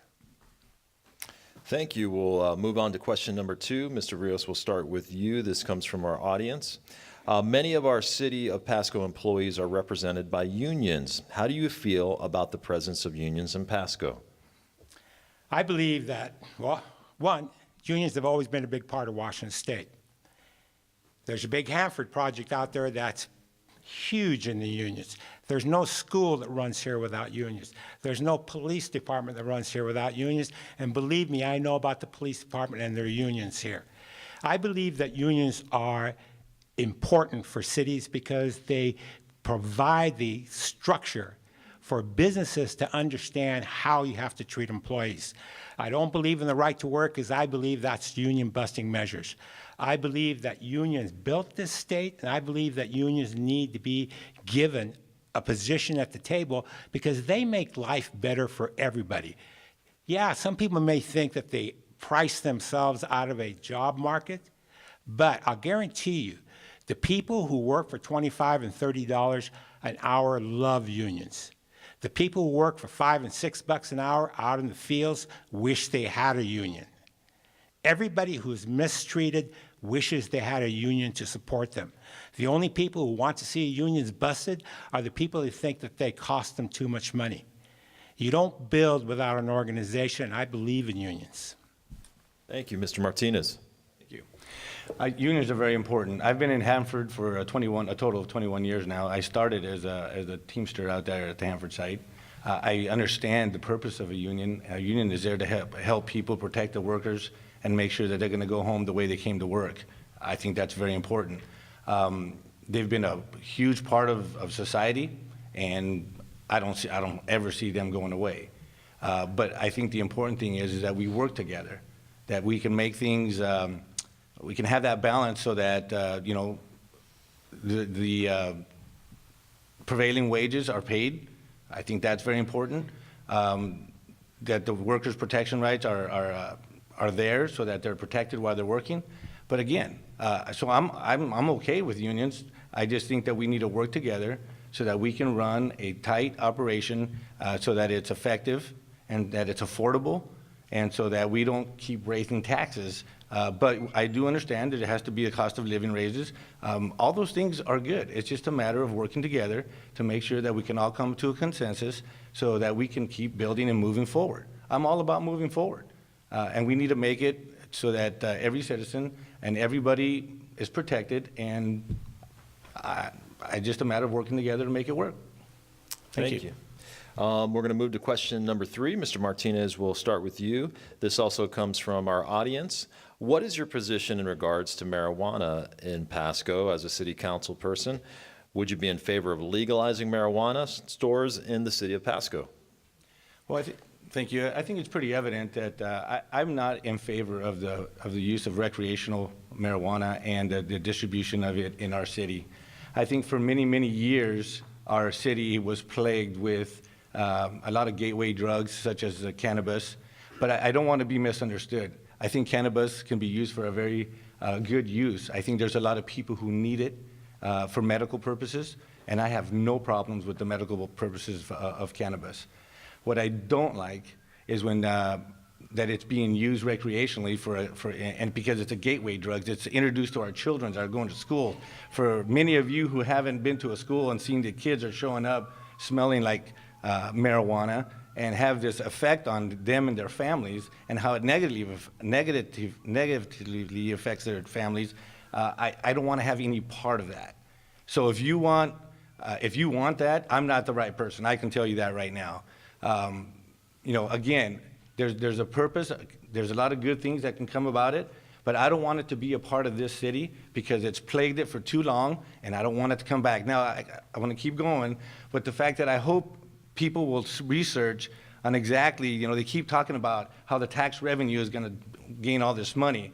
Well, if the money that's gained on the tax revenue goes to the state, and you go ask the state where that money goes, a small portion comes back to the state, to the place where they got it from, and it doesn't even pay enough to pay the DUIs, and we can elaborate more on this later. All right, thank you very much. Mr. Rios. Well, I'm not sure where Sal gets all his stats, but I will say this. First and foremost, it's not a morality issue. This is a business decision. And the best business that I can think of is just a few miles down the road in Findlay. does $1.2 million a month in sales. It's going to generate more than $5 million in excise tax for the city of Findlay, a town of 6,000. Now, if you believe that every man, woman, and child in that city is smoking $180 worth of pot a month, then that's the only way that money is being generated. But that money's coming out of Pasco, that money's coming out of Kennewick, it's coming out of Richland. If you ever drive by that store, you'll see 50 people standing outside in line every day. That store generates revenue. Steve Lee has said every single person who works for him makes a minimum of $45,000 a year. My question is, if this is a legal business, a highly regulated business, if this is a business that gives you more information about its product than any other consumable product in the state of Washington, if it pays high wages, if you can become creative with the tax dollars and say, why don't we earmark some of that money to education in the city of Pasco? You need to start thinking outside the box and understand that medical marijuana, legal marijuana is not going to go away. It is going to be in every single state, and it's not a gateway drug. It really isn't. All right, thank you. We'll move on to our final question. This also comes from the audience. Mr. Rios, we'll start with you. Do you believe that the city should pass resolutions, thus taking a formal stand on social issues, for example, the Arlene's Flowers case? Please explain your position. Now, the Arlene Flowers case to me was frivolous. It was just a waste of time because the city of Pasco was never going to do anything about it. These are national issues. The city of Pasco shouldn't be dealing with things that have to be decided at the national level. We need to deal with things that impact the city of Pasco. We need to deal with the things that have a day-to-day effect on the city of Pasco. Instead of talking about national things, we ought to talk about the things that impact us here every day. And I'll get back to the lack of leadership, the lack of the city council's, current city council's inability to even talk with citizens. We have to look at our city and understand that the only way we can continue to grow and grow in a way that includes everybody is to start including everybody. Thank you very much. Mr. Martinez. Thank you. The Arlene's Flower case stemmed down to the freedom of religion, and I would hope that well, there was many people that came when we were going to pass a resolution on that. I feel that in this case, these national issues don't affect us. We should focus on what we do here in our city and help our business owners with their issues here in the city. I totally agree with that. So. That's really, I don't have much more to say on that. Okay. Sounds good. All right, well, that's going to conclude this District Number 3 forum. I want to thank the gentlemen up here tonight, Saul Martinez and Rick Rios. Great job, gentlemen. Why don't we give them a big round of applause? All right, we're going to go ahead and get started. City Pasco Council Member in District 4 is the next race tonight. We've only got one of the candidates here tonight. It's Pete Serrano. The other opponent decided not to come tonight. He declined the invitation, so Mr. Serrano gets the opportunity to speak for 3 minutes about your candidacy. So thank you, Mr. Serrano. We appreciate it, and you have the floor for 3 minutes. Thank you, League of Women Voters, Consejo Latino, and Tri-Cities Latino Coalition for inviting me tonight. I'm very grateful for the opportunity to speak to you and lay out my positions. I am a resident of Pasco for the past 2.5 years. A lot of people think that it's almost a disqualifier, that I haven't been in Pasco for long enough. Well, let me tell you a little bit about me and why I have valuable experience that I can bring to the Tri-Cities. First, I adopted Pasco as my home. We're raising, my wife and I are raising our 2 daughters, a 4-year-old and a 2-year-old. We live on Nash Drive, which is right off of 84. We dead end into Maya Angelou, and I look forward to the day next year when my 4-year-old's 5 and my wife and she and I can walk her to school. I look forward to that. We've become part of this community. I give back to the community. I teach at Wazoo Tri-Cities, and I see the good that goes there. Professionally, I'm an attorney for the Department of Energy, but I've taken my additional time to have this part-time employment at Wazoo Tri-Cities because I know I have a skill set that can really inure benefit to these students. In addition to just teaching, I spend my time trying to network with these students, give them opportunities for professional growth, whether it's with DOE, with our contractors where possible, or with other students. In fact, I've worked with several students on placing them with other students that work for state agencies, and that's something that I take very great pride in. We've had a lot of questions about how economically the Tri-Cities, Pasco in particular, can continue to grow, and education is the foundation. Whether it's Wazoo Tri-Cities, whether it's CBC, or whether it's working with local unions who have apprenticeship programs. I've spent time with the pipe and steam fitters, the local 598. They asked me several questions. They showed me their facilities. They showed me the benefit that these unions can bring living wage paying jobs that benefit our community. I've talked with them about opportunities for potentially for project labor agreements, which is essentially a way of funding laborers that are local and keeping funds local when the city, state, or federal fundings are used in projects. I think it's a great idea to explore so that we keep all the money, as much of the money as the city's spending, within our economy. Why not look that way? Before I came here, as I said, I've been here 2.5 years. I saw the ridiculous amount of growth in the Sacramento area. I grew up, and there was a small town called Lincoln, about 5,000 people when I was a small child, 9 square blocks, and a clay factory. Yes, a clay factory. They made pots and what have you. When Lincoln is currently now at 75,000 people, anywhere you go, you're sitting at a light, or you're in some other traffic jam. If you want to reserve city facilities, you're on a wait list. Pasco's continuing to grow, and that's my concern, is as we grow that way, Road 68 is already a mess. Road 100, I know that's a corridor, and I know we're going to hear about this from these two candidates as well. It's a corridor that's going to be critical. Thank you for your time. All right. Thank you, Pete. We appreciate that. Let's give him a big round of applause for his time here today.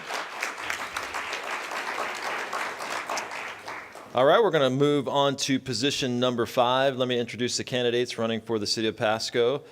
In this position of district number 5, Rebecca Francic to my right and David Milne to my left. I'm going to go ahead and read the rules as we have for quite a few times, so bear with us out there in the audience, but for clarity's sake, let's do it again. All right, each candidate may make a 1.5-minute opening statement. We'll then move to a question-answer period with a 1.5-minute time limit on responses. All candidates in a particular race will answer the same exact questions, alternating who goes first. We have prepared questions, but we're also taking written questions from the audience. Cards were given out on your way in. I've got lots of questions here that I've already gone through. We've got some specifically for District 5 here. If you want to ask a question, you still have time. Just raise your hand and make sure it's not of a personal nature. Hold up your card, and one of the sponsors are going to collect it. Candidates, I'm going to point out our timer one more time. She's right there in the front. She's got her 15-second sign and also the stop sign. Once she puts up that stop sign, go ahead and finish your thought. Don't stop on a dime, but continue, but just not too long, so I don't have to tell you to stop. All right, so with that being said, we're going to start with our opening statements. Ms. Francic, your turn at bat. Thank you. Good evening, I'm Rebecca Francic, and I want your vote. I am seeking re-election to the Pasco City Council, District 5. In 2015, I promised that I would make Pasco a better place to live, work, and play, and I have kept those promises. All Pasco voters should receive good value for their tax money. So let's look at my performance over the past 2 years. My vote strategically and efficiently invested your taxes. We brought $91 million of industrial development into Pasco last year alone, secured money for the new Lewis Street overpass, held public hearings at the 500 acres being developed, held public hearings for the 500 acres being developed at Road 100, constructed a new police community services facility, are finishing a new fire station on Road 48, all while continuing to drop the crime rate, your city tax rate, and your public debt. Pasco is the fastest growing city in the state of Washington, and it is now named by independent surveys as one of the best cities in which to live, work, and buy a home. We are keeping pace with this growth. Over the past 4 years, we approved 1,320 new homes. Our median household income increased 12.7%. People are moving to our town because this is a good place to live. I am excited about rebuilding the Lewis Street overpass. I'm excited about AutoZone and Subaru and the other businesses who decided to locate in Pasco because we worked really hard to get them here. When you mark your ballot, I am asking you, if you believe that the 83% drop in Pasco's crime rate has been good for Pasco, vote for Rebecca Francic. If you believe that declining debt and a consistent reduction in your city portion of the property tax has been good for Pasco, vote for Rebecca Francic. And if you believe that the location of new industries and professional wage jobs has improved the quality of life for all of Pasco citizens, I want you, your friends, and your neighbors to vote for Rebecca Francic. Thank you for your time. All right, thank you very much. Mr. Milne, your opening statement.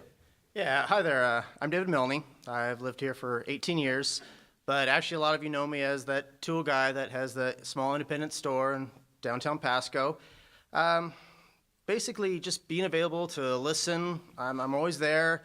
I've been fair-minded, hardworking, and honest has really enabled me to have a successful business in downtown Pasco, and again, one of the few that's very left standing.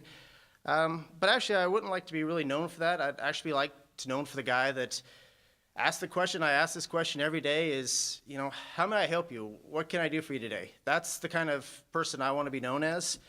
And it's with this integrity and with this enthusiasm to work hard for Pasco citizens that I'm running. And that's one of the biggest things that I want to bring to the city council is business, enthusiasm, common sense, hard work. But being really honest, there is tough decisions that we have here in Pasco.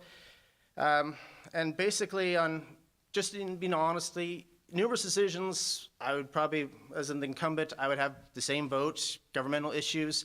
I also think of things, but there is difference. There's a couple big issues that I do have, and where I differ is I am for opportunities, business opportunities, such as the Uber. I never would have voted that down.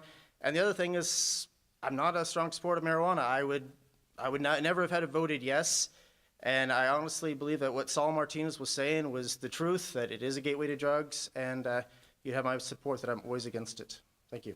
All right, thank you very much. Okay, we'll move on to question number one. Ms. Francic, we'll start with you. What suggestions do you have for addressing poverty and homelessness in the city of Pasco? Well, that's a hard question. First of all, education is absolutely the most important thing we can do for any of our citizens to help them raise themselves out of poverty. That being said, we have a number of citizens who have addiction and have mental health issues. Mental health is not the purview of city councils, but we have proactively, through our police department, gone out and looked for a grant to help some of the mentally ill within our community. We haven't secured it yet, but we're actively going out for it.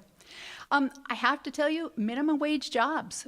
When we go out and look at attracting new businesses, we don't need any more minimum wage jobs. What we need are family wage jobs. We need living wage jobs. And so when you go out to attract business, you have to be very careful about who you're trying to attract to your city. Thank you very much. Mr. Milne. Yes, since our business is in downtown Pasco, we actually do see people, transients, walking past our building almost on a daily basis. I know what discourages me is that, you know, the mission, I'm supportive of the mission, but I honestly feel that it should have been moved outside the downtown. And when I actually talked to them, there, depending on who you talk to at the mission, there wasn't a lot of interaction between the city council and the mission. So to me, I think just working with agencies and trying to, you know, help as far as the people that are helping the homeless. But on the other hand, I mean, I do agree that we do need living wage jobs. That's why I am being endorsed by Union 598. You know, unions and everything is really important to me. But and the same thing also small business. Small business a lot of times pay more than minimum wage because you do want to keep those employees, those good employees, and that's where I'm really good at is the small business atmosphere and I mean, I don't have more than a minute and a half, but I'm only willing to talk about the different ideas that I have and different ways that we can improve small business communication here in Pasco. All right, thank you very much. We'll move to question number two. Mr. Milne, this is your question. We'll start with you. When the city of Pasco, and this comes from the crowd, by the way, when the city of Pasco annexed neighborhoods west of Road 80, this was in 2015, they agreed to maintain low-density zoning for 5 years. Do you support extending low-density zoning? Wow, that's a good question. Well, I do know that there's, you know, when you're doorbelling and when you're talking to residents, I do know that a lot of people are unhappy in the donut hole as far as how they feel they've been treated with the city of Pasco. As far as more, so I do know you need interaction. You just don't want to annex areas and make people unhappy. As far as different issues, as far as like how many dogs or chickens or whatever, yeah, I mean, I'm very supportive of farmers. I think we do need that aspect in the city of Pasco. And should we have it longer? I guess we should have a forum and get to know these people better and say, hey, what is it you really want? But if that's what the committee wants, that's what I would give them. All right, thank you very much. Ms. Francic. It's always painful when your area changes.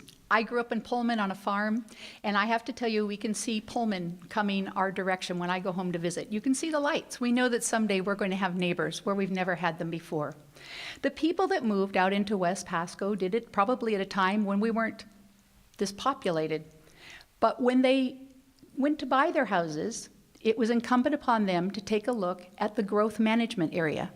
And had they done so, they would have realized that they were within a growth management area that the county had designated as city. Secondly, when those houses were built in West Pasco, if they have city water, they signed agreements that said that when it was time to come into the city of Pasco, they would not argue in exchange for city water. Pasco extended that infrastructure out so they could have safe drinking water. The high density, low density, that is the reason that people wanted to move out there.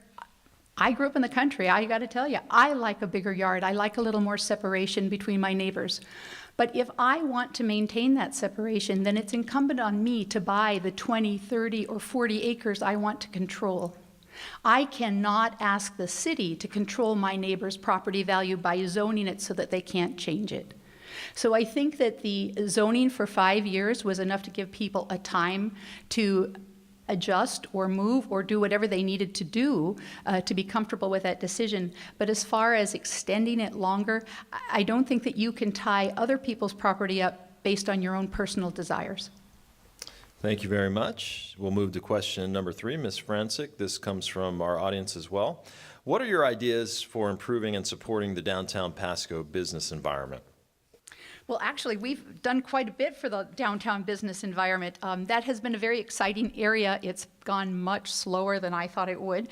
But our Downtown Development Authority is finally really kind of on a roll. We have had architects come in and take a look and provide structural ideas, and we've also had grants to do facade improvements downtown. We have cleaned up a lot of the streets. We've added new curb cuts, we've added new trees, and we are in the process of having a number of public forums and have previously had public forums where we are going to redevelop Peanuts Park. It's going to be much more a big plaza facility so that people can come in, they can plug into the ground and put up their booths. They can also have curbless sidewalks. And then we're going to have the Lewis Street overpass, which is about a $36 million project. It has taken forever to get that funding secured, but it's a big number. So all of those things are going to help downtown and change the business climate down there. We also work very proactively with the Downtown Development Association to try to help our new businesses be successful. Thank you very much. Mr. Milne. Yeah, I think the best way to improve the downtown is, again, because we work down there, is to be engaged. You know, go visit your neighbors. You know, you got a lunch break. If you're on the council, I do feel it's an obligation, especially if you're passionate about business, is to take the time, get to know the business, and make sure that they're not leaving, that the Pasco is doing everything for you. I know I would like to see more concrete, total idea as far as, what is going to be the motif, what is going to be the architecture of downtown Pasco. Sometimes it's always, what the heck is going on? We got Vera's Bakery, which looks very good, and then you have other ones that are just there. So again, you just need interaction. And another thing you really need to do is, as far as a city businessman, is, you need to, with these small guys, you need to let them know before they invest in their little business and before they start going a certain way. You need to basically have, and what's always been a big idea with me, is to have a portal where people could go and they could go to the city website and it would actually show them step by step. So if they decide, hey, I want to buy this building, it would say, this is not zoned for this, it's not zoned for a restaurant, when they actually think that they're going to put in a lounge or a restaurant. I mean, these are ideas that, to me, should already be there. And basically, on this web portal that I'm thinking about, it would be in Spanish and English, but it would show what you need to do, who you need to talk to, everything you need to do to start a small business and keep your business in Pasco. And that's what we could do to further the downtown development. Thank you very much. We'll move on to our final question, number 4. Mr. Milne, we'll start with you. This also comes from our audience.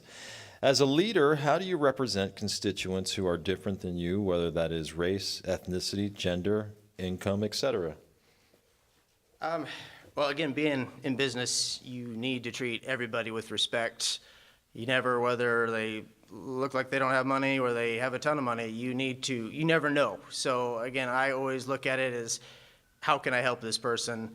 And that's what I take in my life is, you never know. So, I've had people come in that I initially think, they might not spend a lot, but I go up to them and say, hey, how can I help you? And they've spent thousands of dollars. So in life, you just need to treat everybody with respect. You treat them kindness, and I don't care what ethnicity, religion, their sexual preference. I don't care. I want to treat everybody fairly and like how I would want to be treated. I lived in a foreign country, and I know what it's like. So, I want to be treated fairly, and I want to treat all my customers fairly, and hopefully the citizens of Pasco, that I'll be that guy that they could talk to, and you could find me. I'm there all the time at my work, and, basically if you have concerns, please come to me. And I'm doing, not for the money, I'm doing this because I want to step up, and I want to be the better leader for Pasco, and I want to work hard, and I want to do everything I can to make Pasco a better place. Thanks a lot. Ms. Francic. Would you mind repeating the question? Sure. As a leader, how do you represent constituents who are different than you, whether that is race, ethnicity, gender, income, etc.? So the role of city is we provide water, we provide sewer, parks, roads, zoning, police, and fire. That really is the sum total of our job description. When you have people that come from a new area, they don't always interface with the police very comfortably, or they don't always understand codes. So we have not only made our websites bilingual, not only do we reach out on social media, our police have a very active Twitter account reaching out with the public, but we have code enforcement people that actually go out and try to work with people in our community. So for instance, if your neighbor is complaining that your cars are blocking everybody else on the street, we don't just go out and give you a fine. We go out and we have code enforcement talk to you, explain to you what the rules are, why they're that way, and ask if we can help you do something to come into compliance.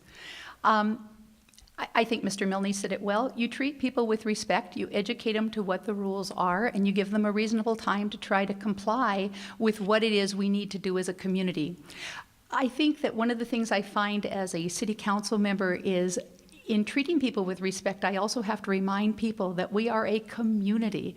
And so we have to work together, and we have to be mindful that we have neighbors that also have needs. We don't just get to go off and say, everything's going to be my way.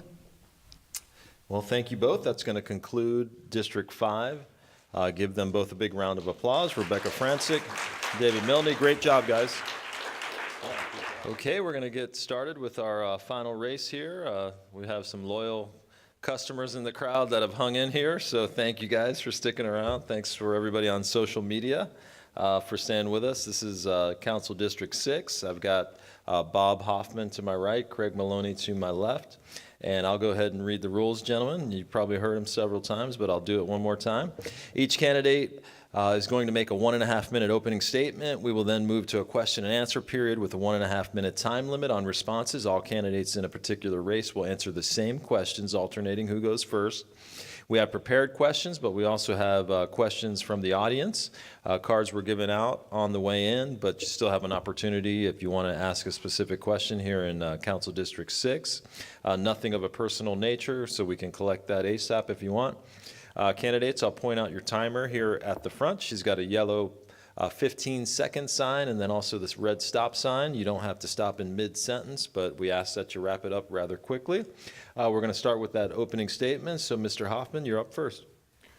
Thank you. My name is Bob Hoffman, and I have lived in District 6 for 30 years. I worked at Hanford for 20 years, and I taught at CBC in business law for 19 years. I have 5 children.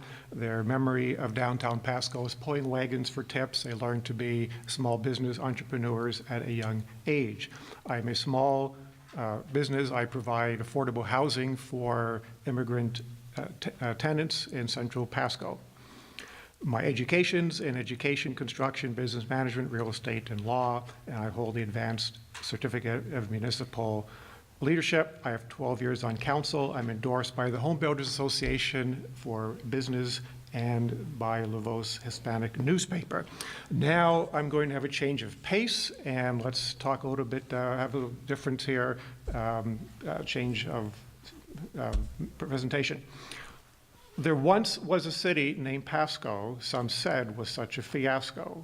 The voices of change said we must be replaced, but the reason for change could never be traced.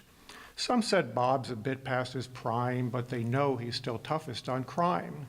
As an affordable housing provider, he's such a sound policy decider. He's known to be such a fighter that we're left with a budget that's much tighter. He's listened to folks with their pains. Now they're so happy to support his campaign. Soon the voters are given a voice to pick candidates of their choice. In a month, the votes we shall tally. To the polls, then none ought to dally. Okay, thank you very much. Mr. Maloney. Well, thank you for that, Bob. That was wonderful. Good evening, and thank you to the League of Women Voters for inviting me, and thank you all for sticking around so long. My name is Craig Maloney, and I'm running for Pasco City Council, District 6. So the last time I was in this room, I was actually graduating from the Pasco Police Citizens Academy, so it's great to be back here. So I spent the last 2 months walking my district, and I've actually visited every voting household in the entire district. And I've been listening to as many residents as I can. Let me share with you a couple common threads I keep on hearing. So voters in District 6 don't feel heard. They don't feel represented. Time and again, people tell me they've never met a council member and don't know who theirs is. They're so grateful that I've come and actually knocked on their door and said, hi, what do you need? Look, District 6 is young and it's passionate. I've heard their stories and their ideas, and they're our future. They see the investment in the west side of Pasco and wonder, why have they been forgotten? They get so excited when I share with them my ideas for redoing downtown or building a public market down by either in downtown or by the river over in their side of town. Let's be clear, Pasco has some amazing opportunities if only we have a council that can see them. We need leadership for today's Pasco, not yesterday's. Thank you. Thank you very much. We'll move on to question number 1. Mr. Hoffman, we'll start with you. City of Pasco is partnering with several jurisdictions for the establishment of a regional 911 call center. Do you support this effort? Why or why not? Yes, it's a good effort, and as council members now, particularly with the new voting arrangements by district, council members have to think at 3 levels in the decisions they make. We have to think, and this is a question that I heard in a local forum, a candidate was questioned, would you put your district ahead of the city, or how would you prioritize that? So we have to think in a district level, District 6, and the demographic that we have in District 6. We have to think at a city level, what is best for the city, containing 6 districts, and we also have to think at what is good for the region as a whole. 911 is a regional effort. It's been in the works for a long time. We have interdependencies with the other districts in provision of emergency services. We have backup support from one side to the other of the river. We provide a rescue boat for the entire community on the river. We don't ask what your origin is from to come out and rescue anybody who's in danger. So this is an example of collaboration that's going to be a win-win, have unified technology, unified staff, and an arrangement that will be a good one for the city. Thank you. And the community. Oh, excuse me. Thank you, Mr. Maloney. Yeah, so absolutely I support this. Look, I grew up in Kennewick, and I work in Richland. I've lived in Richland. I've been in Pasco for the last 11 years. I'm a Tri-Citian, so when we talk about regional facilities, regional cooperations, this is the most logical thing we can do.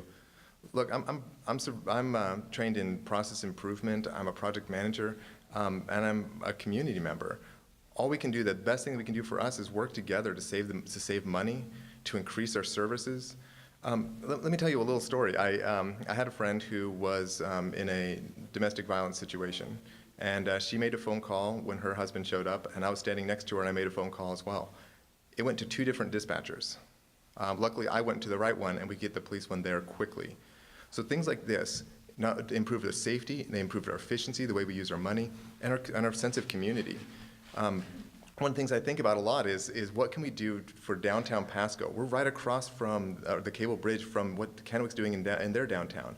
What an awesome opportunity to collaborate and create this corridor of just amazing opportunities, business opportunities and cultural opportunities that we all share, that we all want to see. And we go into their growth and they go into our growth and we all prosper from it. Thank you. Thank you so much. All right, we'll move on to question number 2. Mr. Maloney, we'll start with you. What suggestions do you have? Oh, excuse me, I'm on the wrong one.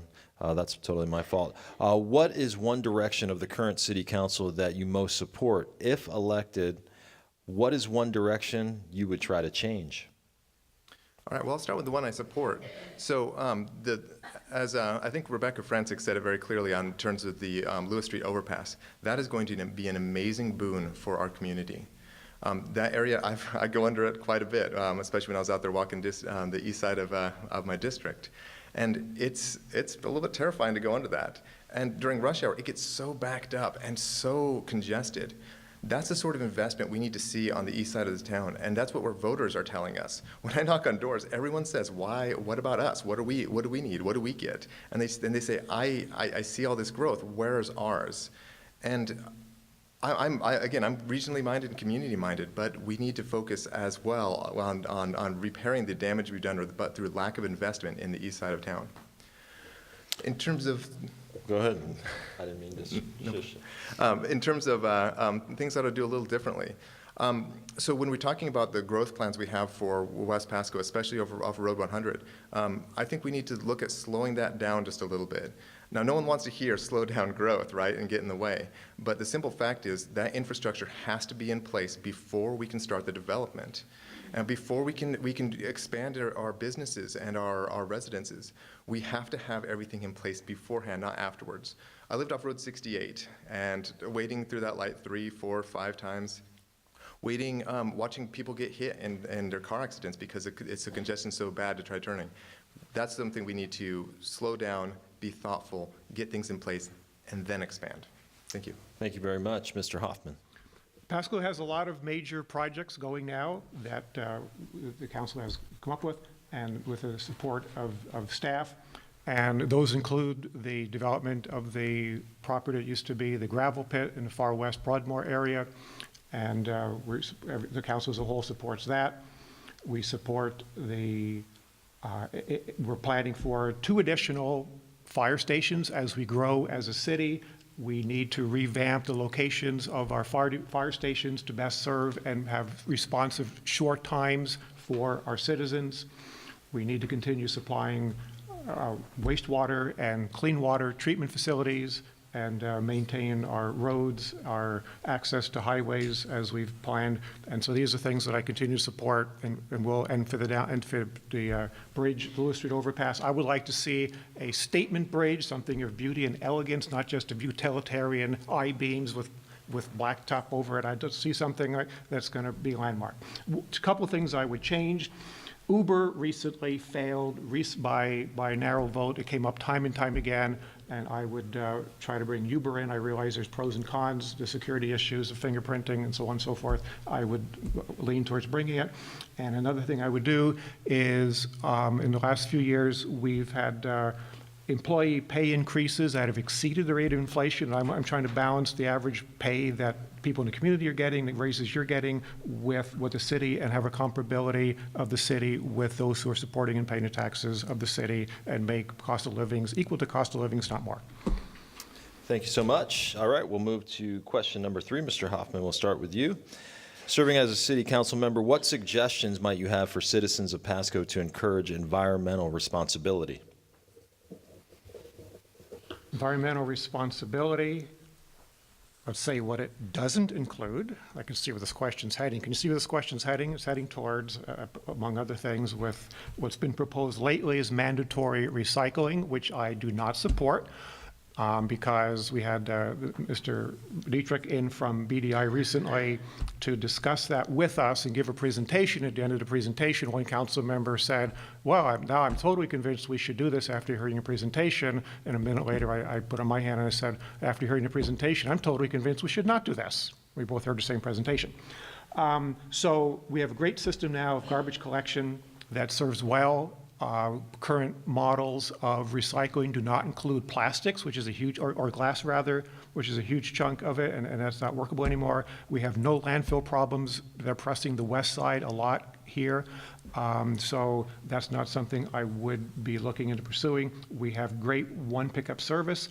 We have central situations where we can send our cardboard and other recyclables, and we're pressing BDI to increase the availability of those for those who wish to voluntarily engage in recycling.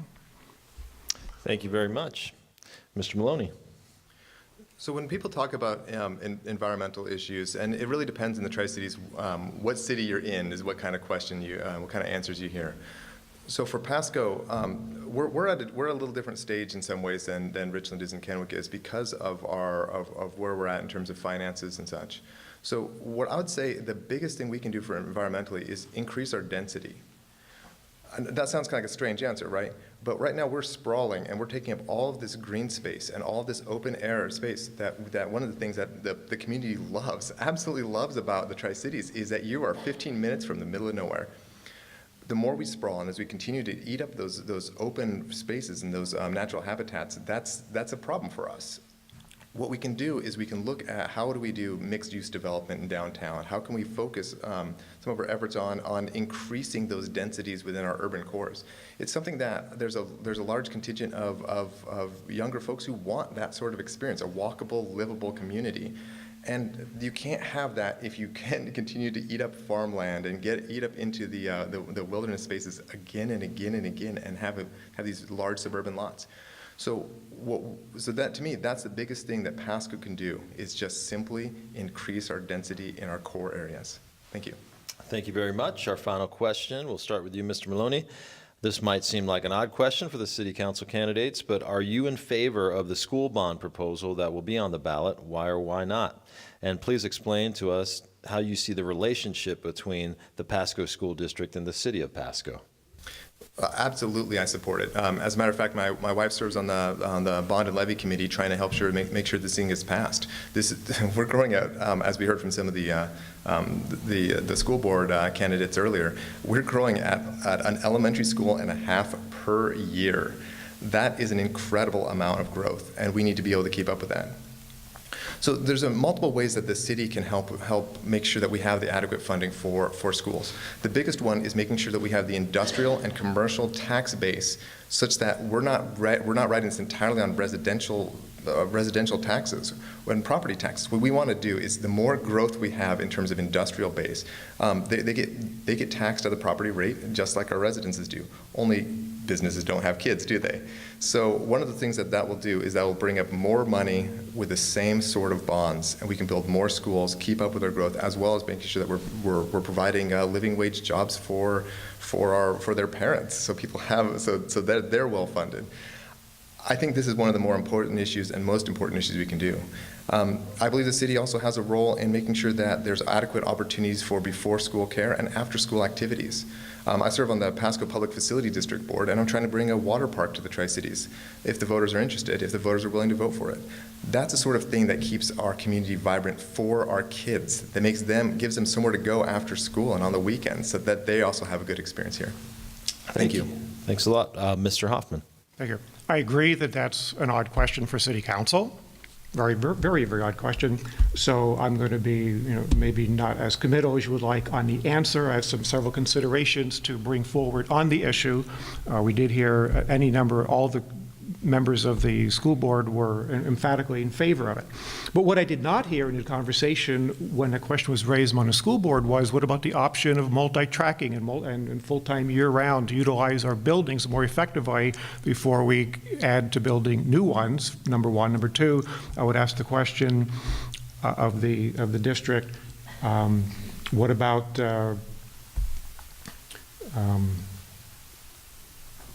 besides multi-tracking and year-round, let's see here. So my direction on it is that I'm not totally decided.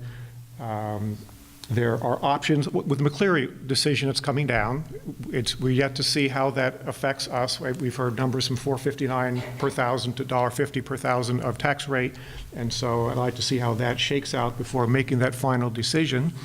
There are multiple school districts within the educational opportunities within the city, private and public. I would ask, why are we favoring the public system over the private opportunities? And so this is something I'm going to be giving additional consideration for as to whether we can continue to sustain growth in this way and at the school system. Thank you. All right, thank you both very much. That's going to conclude District 6. Give a round of applause for Bob Hoffman and Craig Maloney.